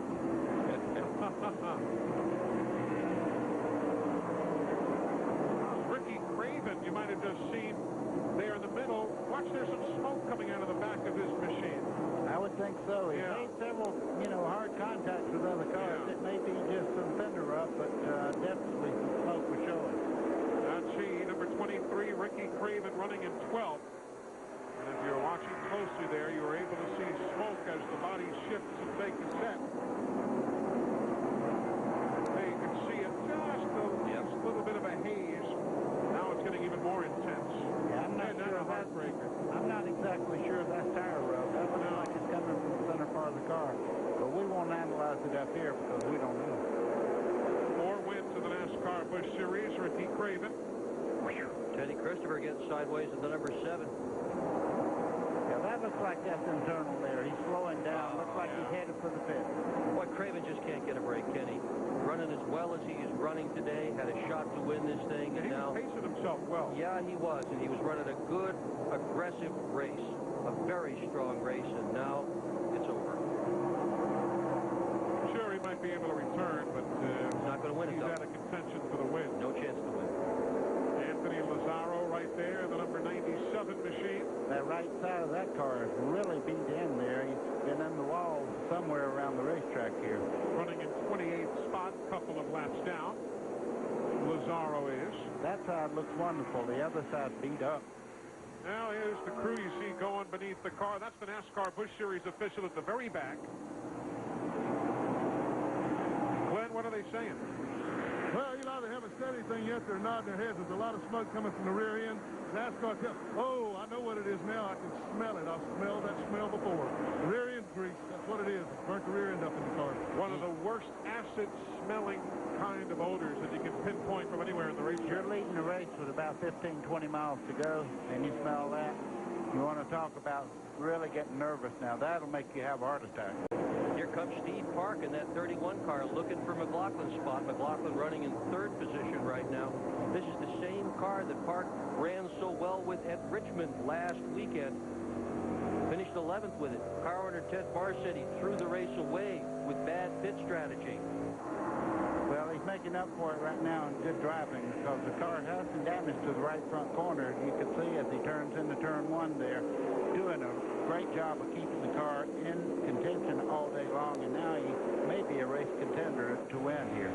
You know, Park still holds the race record here for modifieds. 115 miles an hour. That's a race record. That's not a qualifying record on this flat mile. New Hampshire International Speedway opened in 1990. We're seeing one of the more intriguing Busch Series races here today. There haven't been as many lead changes as others have had. But now with only 49 laps to go, there are some awfully good storylines developing. Ricky Craven's car is being pushed to the garage area. So he joins the attrition list.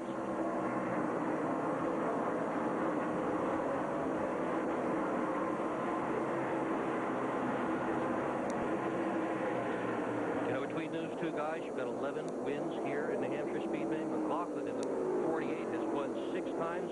Only one guy, Mike Stefanik, has won more than that. Park with 5 wins, 4 in the modifieds, 1 in the Busch North cars. McLaughlin's one of the, he is the guy who has won 2 races here on a single day back in the first year of this track in September of 90. He won the Busch North Series race and the Featherlight Modified Tour Series race. Every time I see the 48 there, I think of one person, Reggie Ruggiero. Every time I remember when he used to run the modified, it was painted very much similar to that.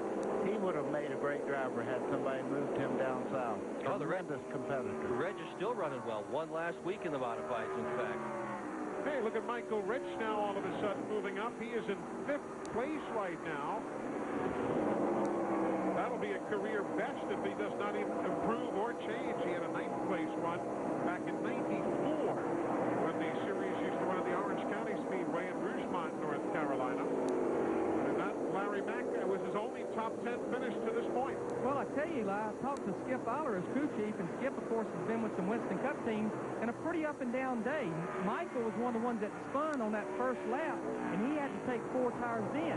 They, again, when the caution come out on lap 98, 10 laps after a lot of other competitors took 4 tires, they got 4 more tires. Now, one thing we got to remember is NASCAR only allowed the team 2 sets of tires today under caution.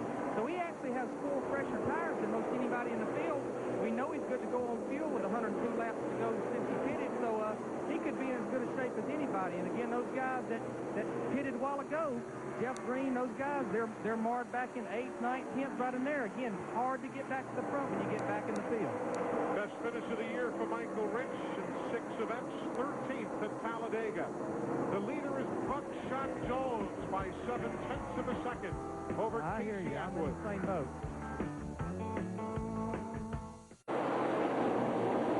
Welcome back, everybody. The Busch 200 nearing its conclusion here at the New Hampshire International Speedway. Glad you're with us on TNN Sports. By the way, tomorrow, the NASCAR Busch North Series race. You'll be seeing that on TNN Sports tomorrow afternoon. It's actually going to be run here later today. We'll have tape coverage for you tomorrow. New third place guy, Steve Park, got by just going down the back straightaway, got by McLaughlin to take over third place. Now, does he have time to catch the leaders? 39 laps to get the job done. And how about Jeff Green, Glenn? He's right now sitting in 7th. Yeah, he made a pretty good move by Tim Fido a while ago, guys, to take 7th, and then on the very same lap past Tony Raines to go to, that's put him in 8th, when he passed Raines, that put him up to 7th. Jeff's lap times right now are quicker than anybody's on the racetrack. At least they were on the last lap. He was about a 10th of a second quicker than Buckshot Jones, the leader. So it's just going to take some time. He's like Tim Fido. He's mired back a long way. He was mired back in traffic. He's cleared a lot of traffic. But man, he's got a lot of track to make up now. I just don't think there's enough time. If Buckshot can hold on, if his fuel lasts, he's going to be hard to beat. Jeff Green is 10 1/10 seconds behind Buckshot Jones right now. If we don't get a caution flag, that business of taking tires by the leaders will have proven to have been a mistake. Green was one of those, and this number 10 who did that. Fido led so many laps, virtually the whole front half of the race, until he took tires on that last stop. And we're looking now for that blue car. That's the spread from Jones, 10 seconds back to Jeff Green. You know, sometimes you're the bear and sometimes you're not. He won last week by making a good pit stop, and Mark Martin had to hold on and try to come back up through the field, and Jeff Green won the race in Richmond. So sometimes it works and sometimes it don't. But right lately, it don't seem that making a late stop for tires even works at all. Yeah, and the only thing that could change this around so dramatically would be, all it would take is a caution flag. Close this field right up again. The other thing that could happen is Buckshot's guys keep telling him every lap, roll in, roll out. They are worried about whether he has enough fuel to make it. He leads this race, but did not take a pit stop. May not have enough gas. So all of these stories will unfold in the next 35 laps of racing as the leader goes around Glenn Allen Jr. You know what else he's got to deal with is Casey Atwood. I was just thinking to say, we act like this kid's not close. He's only about 5 car lengths back right now. And what we're hearing, we kind of eavesdrop on these guys every once in a while. He said he's just running a very leisurely race, so he hadn't really turned it up yet either. And Casey, after finishing 24th, 17th, and 22nd, had a good 8th place run last week in Richmond. He was excited, said, I think we've gotten ourselves back in gear. So, a lot to be decided here in the last 34 laps.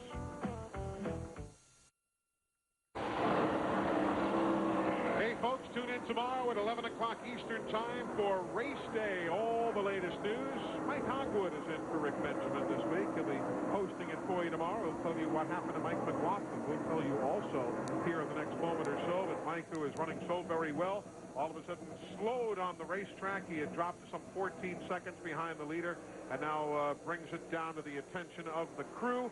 We'll go to pit road. And Glenn, what are they telling you? Some kind of engine trouble, Eli. John Monson, the crew chief, just stepped across the wall. The engine is shut off. It's too bad. They just said he had a good top 5 run going. They've got the hood up right now. They're going to look under it, but they suspect valve trouble.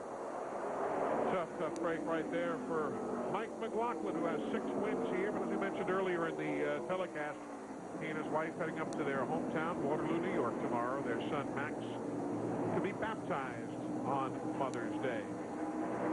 Now at lap 171 of 200, there's the differential from first to second as we go to Larry McReynolds. Well, Eli, if you believe in computers, I'm in Casey Atwood's pit, and we're here at his laptop in his pit box, and it's doing a lot of the work for these guys. This is a pit strategy program developed by Pi, and it's telling them you can finish on fuel and car at 4.98 miles per gallon average, and we'll have a half a gallon to 1 gallon left scavenged remaining. And this program is counting the laps down.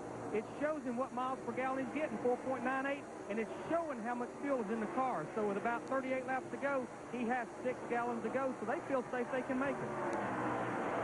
I wonder if Buckshot Jones' calculations are showing him quite that much of a pad.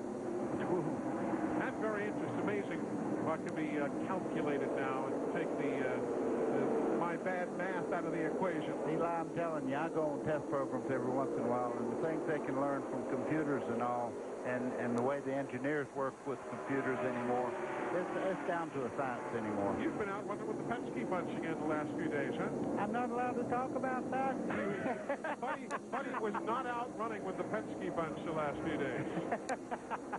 Yes, he was. I will tell you, there's a young driver they're very interested in, and he has a great future in the sport, and they asked me to go and just kind of go along with the group, and he is going to be great. So now you got 2 school teachers in the booth with Eli. We are at lap 174. Mike Borkowski in the 20. That's that blue and black machine. Or I guess today we ought to say black and blue. Oh, by the way, while we're just talking about that, I went to the new Kentucky Speedway. What a facility. It is wonderful. They didn't leave a thing undone. It's exactly like the Las Vegas Speedway. And I'm telling you, they didn't cut any corners. A great raceway. Looking forward to seeing that racetrack in person. 25 laps to go. Buckshot Jones by 0.6 of a second on Casey Atwood. Casey's having a tougher time getting by the lap cars than Buckshot did. Of course, he hasn't gotten past Borkowski yet either, so stay tuned. We'll let you know on that one. There you see Casey having gotten by P.J. Jones. Buckshot just radioed to his crew and said, tell him I'll give him his lap back if a caution comes out. I bet. Borkowski moved over and let him go. Well, you know, I'm just watching Steve Park, and he's not closing in like he was. Oh, right now, Steve Park is hanging there 4 9/10 seconds behind Buckshot in 3rd spot. Mike McLaughlin apparently done for the day. Larry Mack. Well, Mike, he was running 3rd, and looks like they had to push it behind the wall. What exactly happened to Chevrolet there? We're not really sure. Something under the hood, just lost power. Not meant to be. Hearts and prayers are out to the Petty family. Very dejected Mike McLaughlin, but obviously his heart is in the right place, and he'll have to come back in a couple of weeks when we get to Charlotte. 26th in points right now, as opposed to 8th in points a year ago. There's the leader. He has a second, Buckshot Jones does, on Casey Atwood. He pitted at lap number 88. Has not stopped since. Does he have enough to go the distance? That's the question everybody's wondering about right now. Buckshot Jones has the lead, 1 2/10 seconds over Casey Atwood. But the question remains, will the tank run dry before the hanky waves?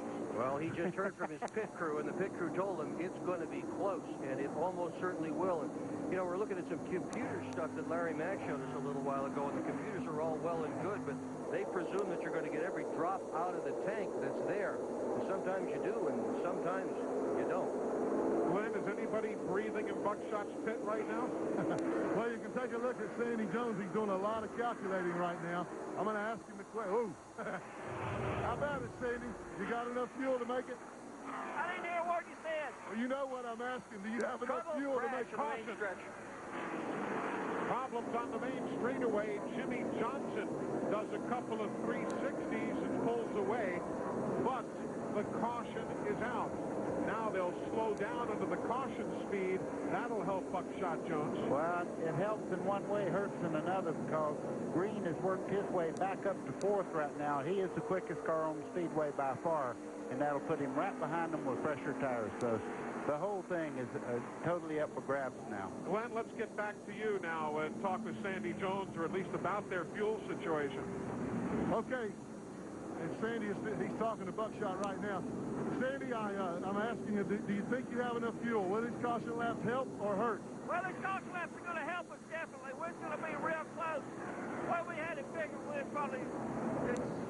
might have made it on the white flag lap maybe about halfway. So this is definitely going to help us. The reason I asked you if it would hurt, though, that's putting Jeff Green with fresh tires up there closer to you. Yeah, he's coming pretty fast. We realize that. But Buckshot's doing a great job in this Chevrolet, and we think we can hold him off. Well, you heard it from Sandy himself right there. Buckshot won this race, when was it, guys? 1998? Yep. Well, Sandy was double clutching on that first answer, though. I don't know. I saw him reach for another gear there. Here's what happened to bring out this 8th caution off of our speed shot camera here on the main straightaway, looking for Jimmy Johnson. That would be he spinning into your living room. And a bunch of cars coming through that smoke that absolutely couldn't see him spinning there. Now there's Michael Rich. He is stopped at the exit of turn number 4. Now I don't know if he has had fuel starvation problems, but he was running in 5th. He's wanting to get in the pits because he's waving, please, let's go, let's go. Michael Rich and his Ford Taurus stopping coming out of turn number 4. And he was on that same pit stop sequence as well. But they ran out with 14 laps to go. They really missed the calculation. He's running now. Larry, what are they saying? Well, I talked to Skip Aller. He called me over there because he knew I had been by earlier and asked him. He said, Larry, we just missed figure. But I've got to make a speculation here. If they was in here on lap 98, 102 laps to go, with 13 to go, they're out. They had to have not gotten that car filled. He pulls it to the pinch in the pits. Finally, they stick a little gas in it. He gets it fired, and it's going to be hard to keep it running. They get enough gas in it. Now the squirting ether down in the air cleaner just can't get it going right now. Once they run out, they're hard to get going again. They're going to push it down pit road. Keeps firing and stalling. Still squirting ether in the air cleaner, and they push him away. Really turned a good day into bad day for Michael Rich. Now remember, though, Buckshot, he stopped at lap 88, so that does add a few more laps to the equation before all is said and done. Matt Abernathy will give the field the 1-to-go signal when they get back to the stripe, so we'll be going back to green in 1 more mile. Michael Rich finally got it running again down far in the pit road, but lost a lot of time. Taking a look at who's where. Good run, Andy Santerre. Haven't talked much about Jason Keller today, but he has persevered nicely. Hank Parker Jr. and Elton Sawyer, the winner a year ago. Ted Christopher right now in 12th spot, doing yeoman's duty in that number 7 car that's owned by Michael Waltrip. Plans to run only here, but at Watkins Glen International later this season.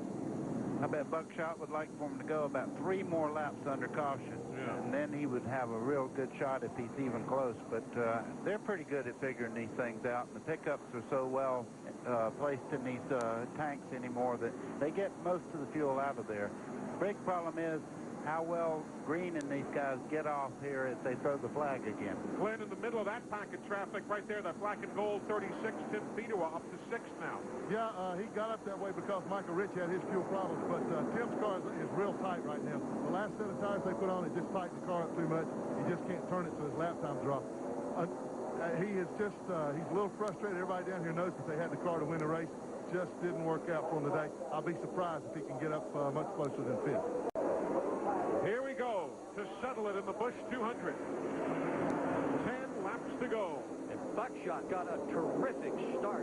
I mean, just opened up on Casey Atwood. Yeah, the cars behind them are trying to get by these lap cars right now, and they're running a very nasty line around this racetrack, which is higher around the corners. Look at the 31 on the bottom, Steve Park, looking for 2nd spot. He's going to get it, too. He is. So Casey Atwood now is back to 3rd. The orange machine is a lap down. P.J. Jones, that blue machine, that's Jeff Green with the pressure tires that Sandy Jones was talking about. And here comes Fedewa in the number 36 car. What happened there, Fedewa got a run because the 2 of them were fighting off the corner, and Green didn't get a good run up out of the corner. All the while, though, by 1 1/10 of a second now, Buckshot Jones has pulled away with the lead.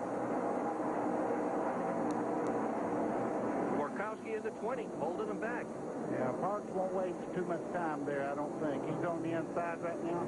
The preferred line, they'll put him away. Borkowski is in 20th spot there, and he now lets the leaders go by. Can 2nd through 4th. Buckshot is on the gas. Fuel. On the gas. Buckshot Jones Jones is out of fuel with 9 laps to go. The leader is Steve Park now, who takes over the top spot. Steve Park takes over the top spot. They came up just that amount shy. And now this is the battle for the lead.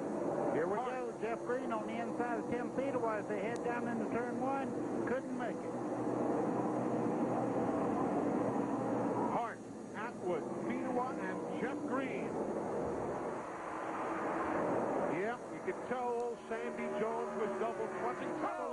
Trouble. Teddy Christopher in the hard hit for Ted Christopher. Now the question is, as they come back to the stripe, will they be able to get the track cleaned off in time to resume the race? Here comes Steve Park. He'll take the caution. Everybody else who's involved in the accident now has managed to drive away. There goes Dick Trickle. Here comes Buckshot onto the pit lane. Only Ted Christopher remains out there in turn 2, so they ought to be able to get the track cleaned off. Big fire. Fire. In the middle of the backstretch, Trickle. Look at Trickle. He just wants to get back in. He's still driving that thing. Yeah. Trickle, time to leave. Get out of the car. Well, the fire's out. He's still going. No, it's not out. It's still up he's on still the burning. front corner. He's still burning and still driving. This onboard shot is just remarkable. Can you try any harder than that?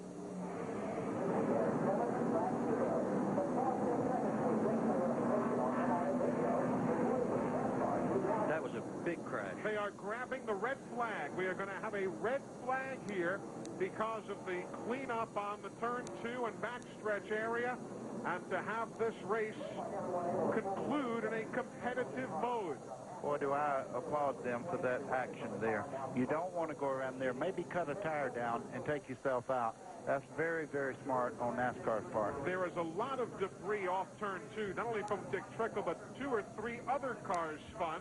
Plus, you saw Ted Christopher go hard into the wall in the number 7, the car owned by Michael Waltrip, and there is debris strewn across the racetrack.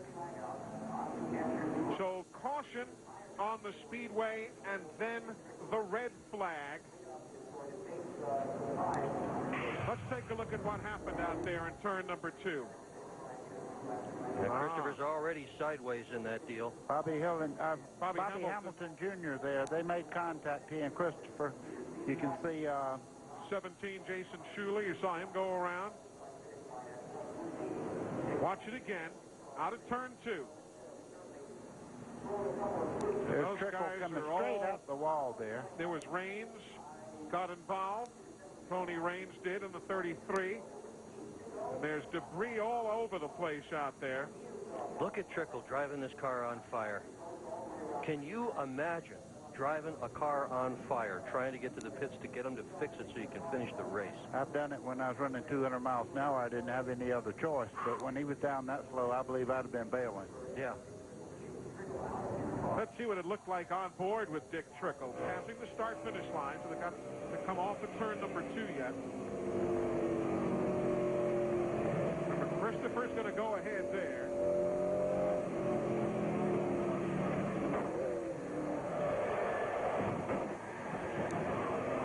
Jay Sauter was involved in the middle of all that, too. You might have seen the 43 number go flashing across in front of Trickle. Watch it again. Riding with Jason Leffler now. There goes Trickle by in the 5. They just all get tangled up in front of him. Trickle almost made it through, didn't he? Yeah. Just caught that left rear tire.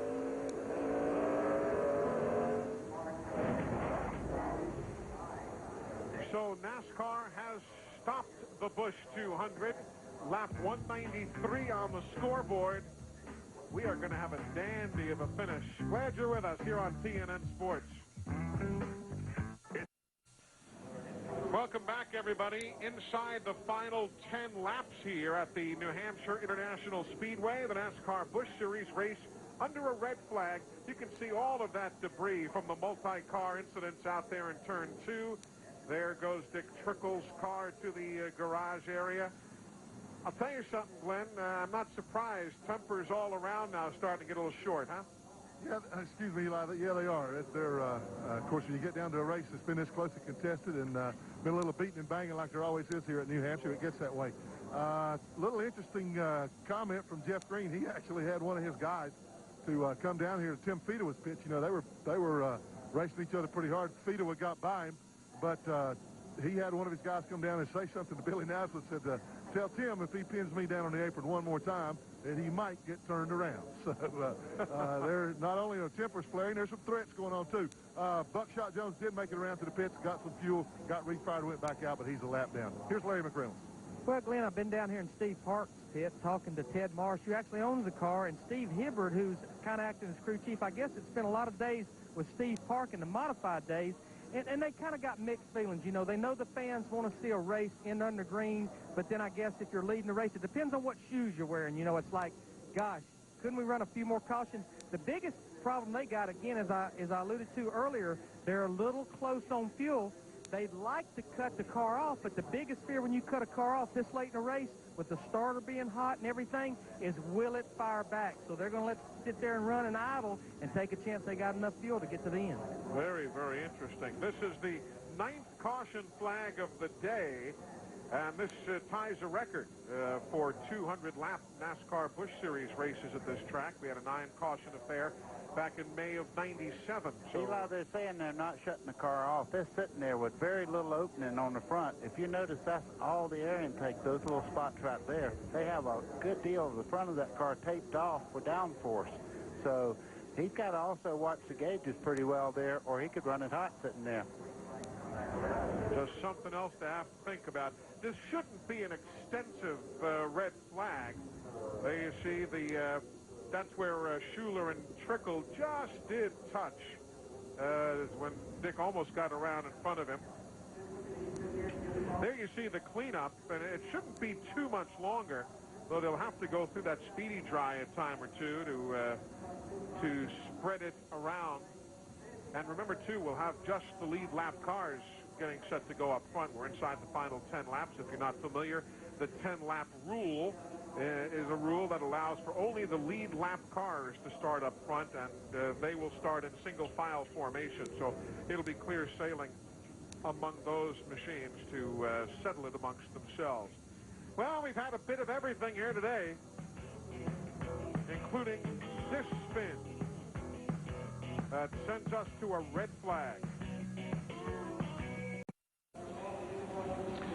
Welcome back, everybody. Still under the red flag here at New Hampshire after a multi-car accident with 7 laps to go out there in turn number 2. And the twofold reason for the red is, number one, there was so much debris is that NASCAR wanted to make sure nobody went through there and cut through and cut their tires down. Plus, they wanted to have a race that ended under the green. We appreciate the folks there with that TNN license tag. You know, they got equipment here. Look at that. Yeah. Remember when they used to use a broom? They've got 5 jet blowers here. I mean, the Bayer family does not do anything second rate. They have not at all been afraid to spend money on this racetrack, and if they found some way to improve it, particularly from the point of view of fans' enjoyment, Bob and Gary Bayer have put the bucks down and made it work out. Everything from traffic flow to get the racetrack cleaned up quickly to suites to just make this a more convenient and comfortable racetrack. There you see the new seats that are being built here at New Hampshire International to accommodate the thousands and thousands of fans who come to the NASCAR Winston Cup events. And there's another angle, and folks who are working on the weekend while also, I guess, keeping one eye on the wood and one eye on the racetrack. But that's just part of what they're expanding here. Folks from Plattsburgh, New York on hand here. And yes, you can see the jackets and the gloves. It is still winter time up here. Yeah, I was pointing out the amount of the front of these cars is taped off. That is helping right now. They're sitting there running. It is cool outside today. It was in the 40s this morning when everybody awoke at the hotel in Concord, New Hampshire, just down the road. Larry Mack, give us more on Steve Park's situation. Well, Buddy Baker, I'm pretty impressed. You made the call. And, you know, I didn't think drivers ever paid attention to the gate. Come on. They had to make a decision to shut the 31 car off. It had gotten to 240 degrees. And again, they're sitting there knowing that even though it's idling, it's using a small amount of fuel. So for two reasons, temperature and fuel consumption, they shut the Steve Park 31 car off. Way to go, buddy. Nice job. You know, you look at that car, you see the word Wheelin' on the hood, and you see it on the back fender. If there is a sponsor in this part of the country that has helped racers, that is it. They make emergency lights, and boy, they have been there when Northeast racers have needed a hand, needed a sponsor for the side, the back of a race car. They're on a bunch of the Busch North cars here as well, and they do provide the lights here at the Speedway and in a lot of hometowns as well. Good folks to be involved in racing. You see the cleanup wrapping up. A couple of local guys talking about local businesses. Of course, Steve Park is right there at the head of the parade right now. Remember when he ran around here with Ricky Craven as well, and Featherlight Modified Tour cars, and there's Ricky with the old Speedy number 25 and the Busch Grand National North Series of NASCAR. And great names from up here who have made the move to other successes on other tours. Steve Park with 16 career Featherlight Modified Tour wins. Had a great run last weekend. The top 10 at Richmond International Raceway. Tell you, there are some superb racers up here.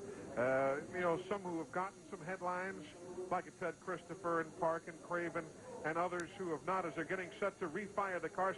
Guys like Dick McCabe and Stub Fadden. I mean, and the list goes on and on. Dale Shaw.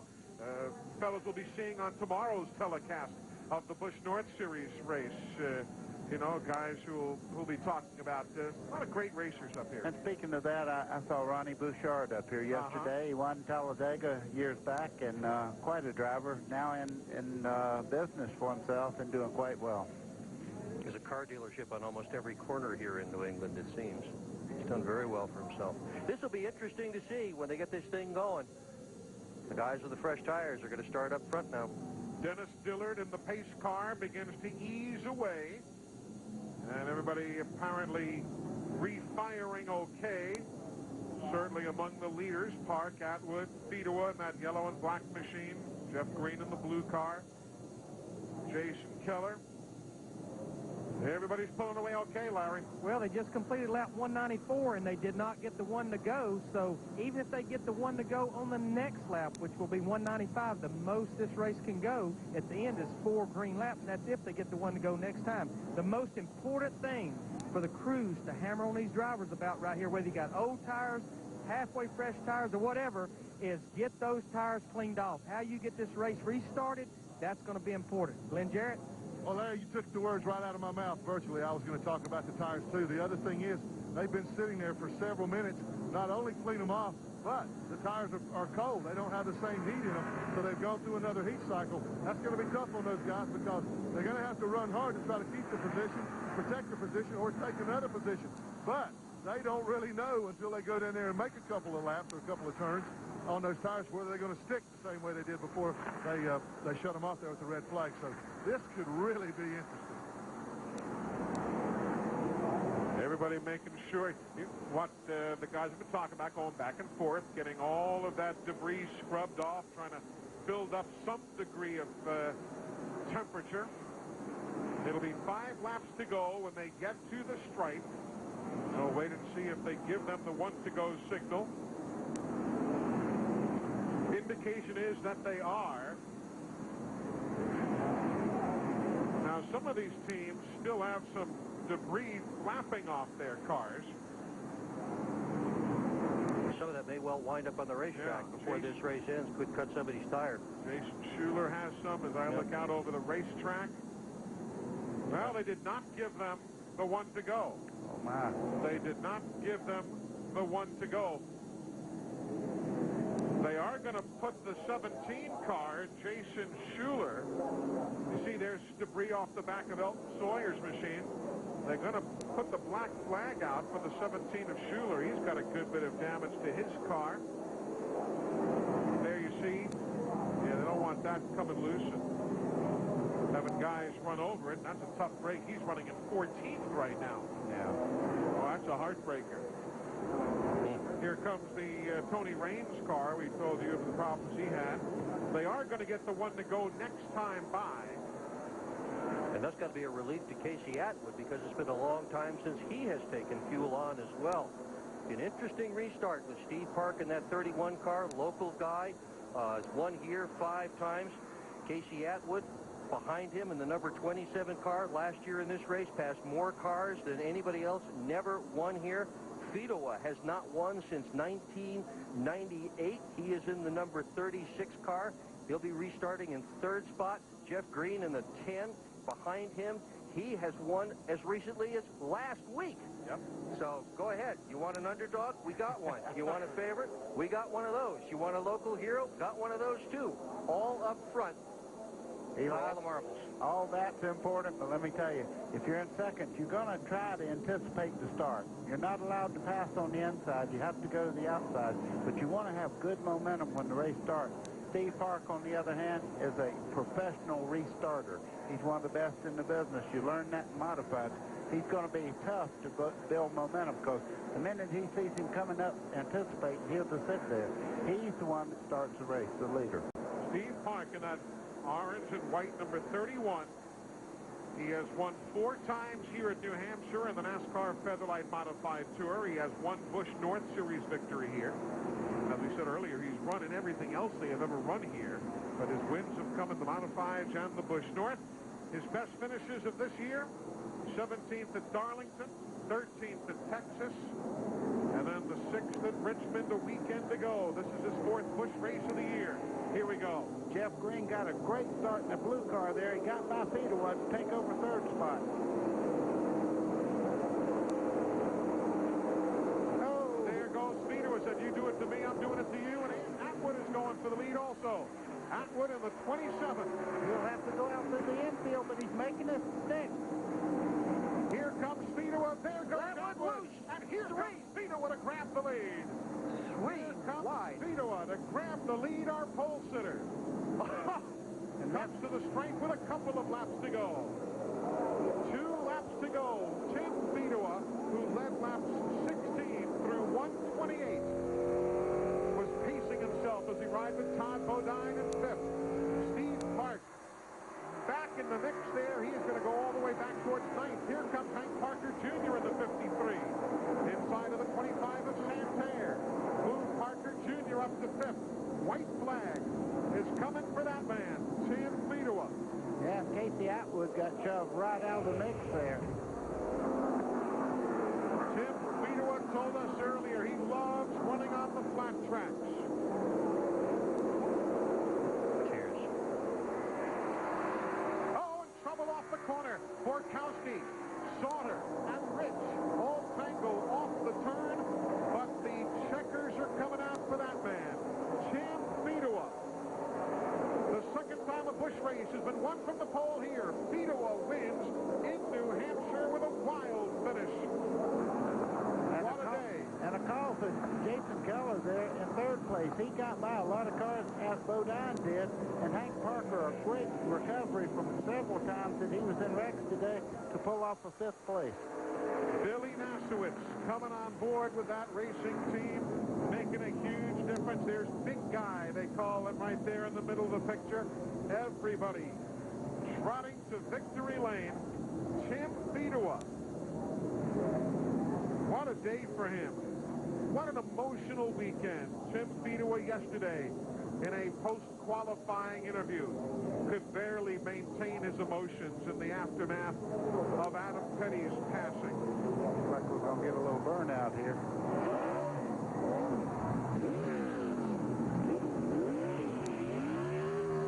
Right here,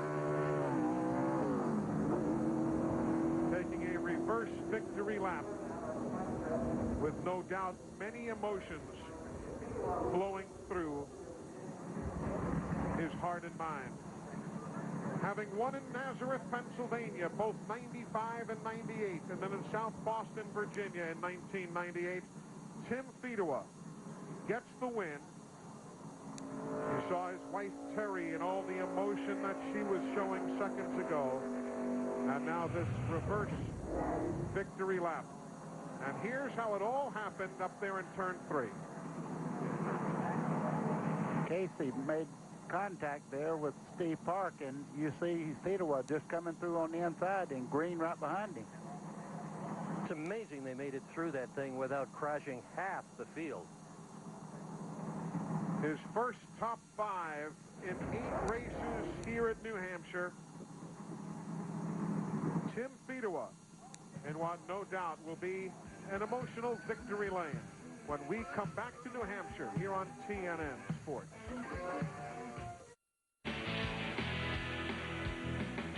Tim Fedewa. He had the best car. Took him a while to get back to the front. He is our Bryant Cool driver of the race. Call Bryant to the rescue at 1-888-999 Bryant. A lot of emotions, Glenn.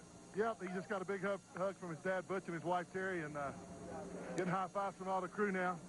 Tim, turn around here, buddy. First of all, congratulations. But I know your car was a little tight, sitting there letting those tires cool off. Had to help that thing, because, boy, when the green flag fell, it took off. Yeah, it did. I just got to thank Stanley and Chevrolet Monte Carlo and all the guys that did a great job.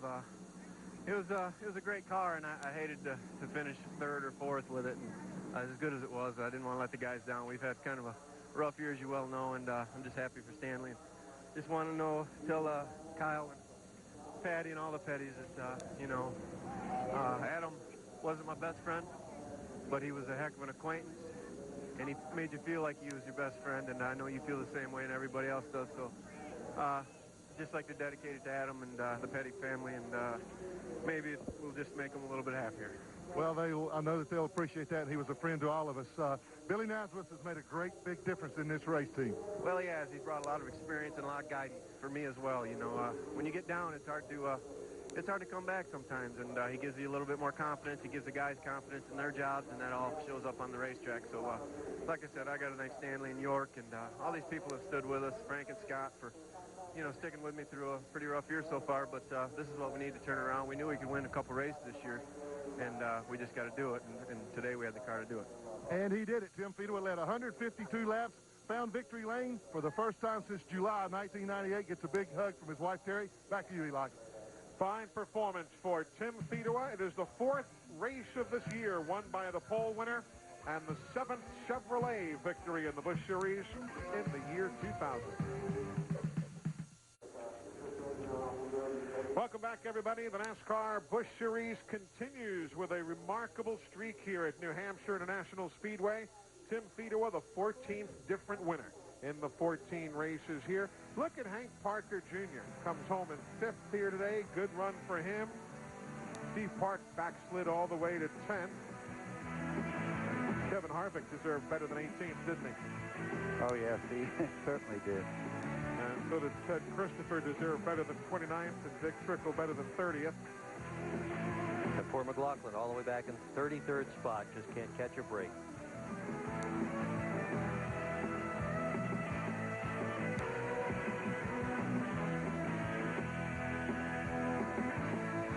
So that's going to do it. Been a day in which we were concerned about the weather, but we were able to get this race in to its fullest. Tim Fedewa's 210th NASCAR Busch Series race, and with that move, late in the afternoon, he gives Terry a reason to turn those tears into smiles. Tim Fedewa wins here at New Hampshire International Speedway. For Dick Berggren, Buddy Baker, Glenn Jarrett, Larry McReynolds, I'm Eli Gold. Thanks so much for joining us on this Mother's Day weekend here at New Hampshire. We'll see you tomorrow with our coverage of the NASCAR Busch North Series race. Until then, our congratulations again to Tim Fedewa. So long from New Hampshire.